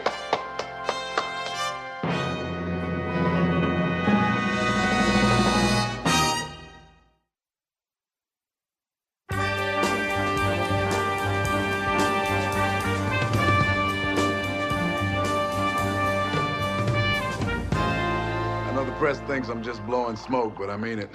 I'm retired. Well, you went out a champion. You can't really ask for any more than that, can you? Yeah. I figure me and Jane can get it together. Maybe look for a couple kids on the way. Sounds like a great idea. Well, listen to you two. You got my life all planned. If we'd kept them waiting any longer, they would have put us out to pasture. Well, you know, as pretty as you two are, it was well worth the wait. Well, thank you. Thank you. Okay, take us out and show us off. Where are we going? Well, I tell you, CJ, now, The Rock and I were talking this whole thing over, and, I mean, you both look beautiful. It's just that, see, we're a little frayed around the edges, so I thought... Houston, you promised us dinner. Dinner you want? Dinner you got? They roll out on the bar. Presto, presto. Rock, you're gonna love this food. It's just what I told you. I mean, it's great. Go on, dig in. Spaghettini e I ravioli, eh? Oh, yes. E I cannelloni e la lasagna. Oh, you know, ever since I put on my first pair of gloves, I've had to watch my weight. I mean, I used to dream about food like this. Nightmares, really, because I knew I could never touch it. But no more. I think he really is retiring. Yeah, now I know he is. Yeah, Mama, I'll tell you, you better send the fellas back for seconds, because I think this is going to turn out to be a night of championship eating, don't you?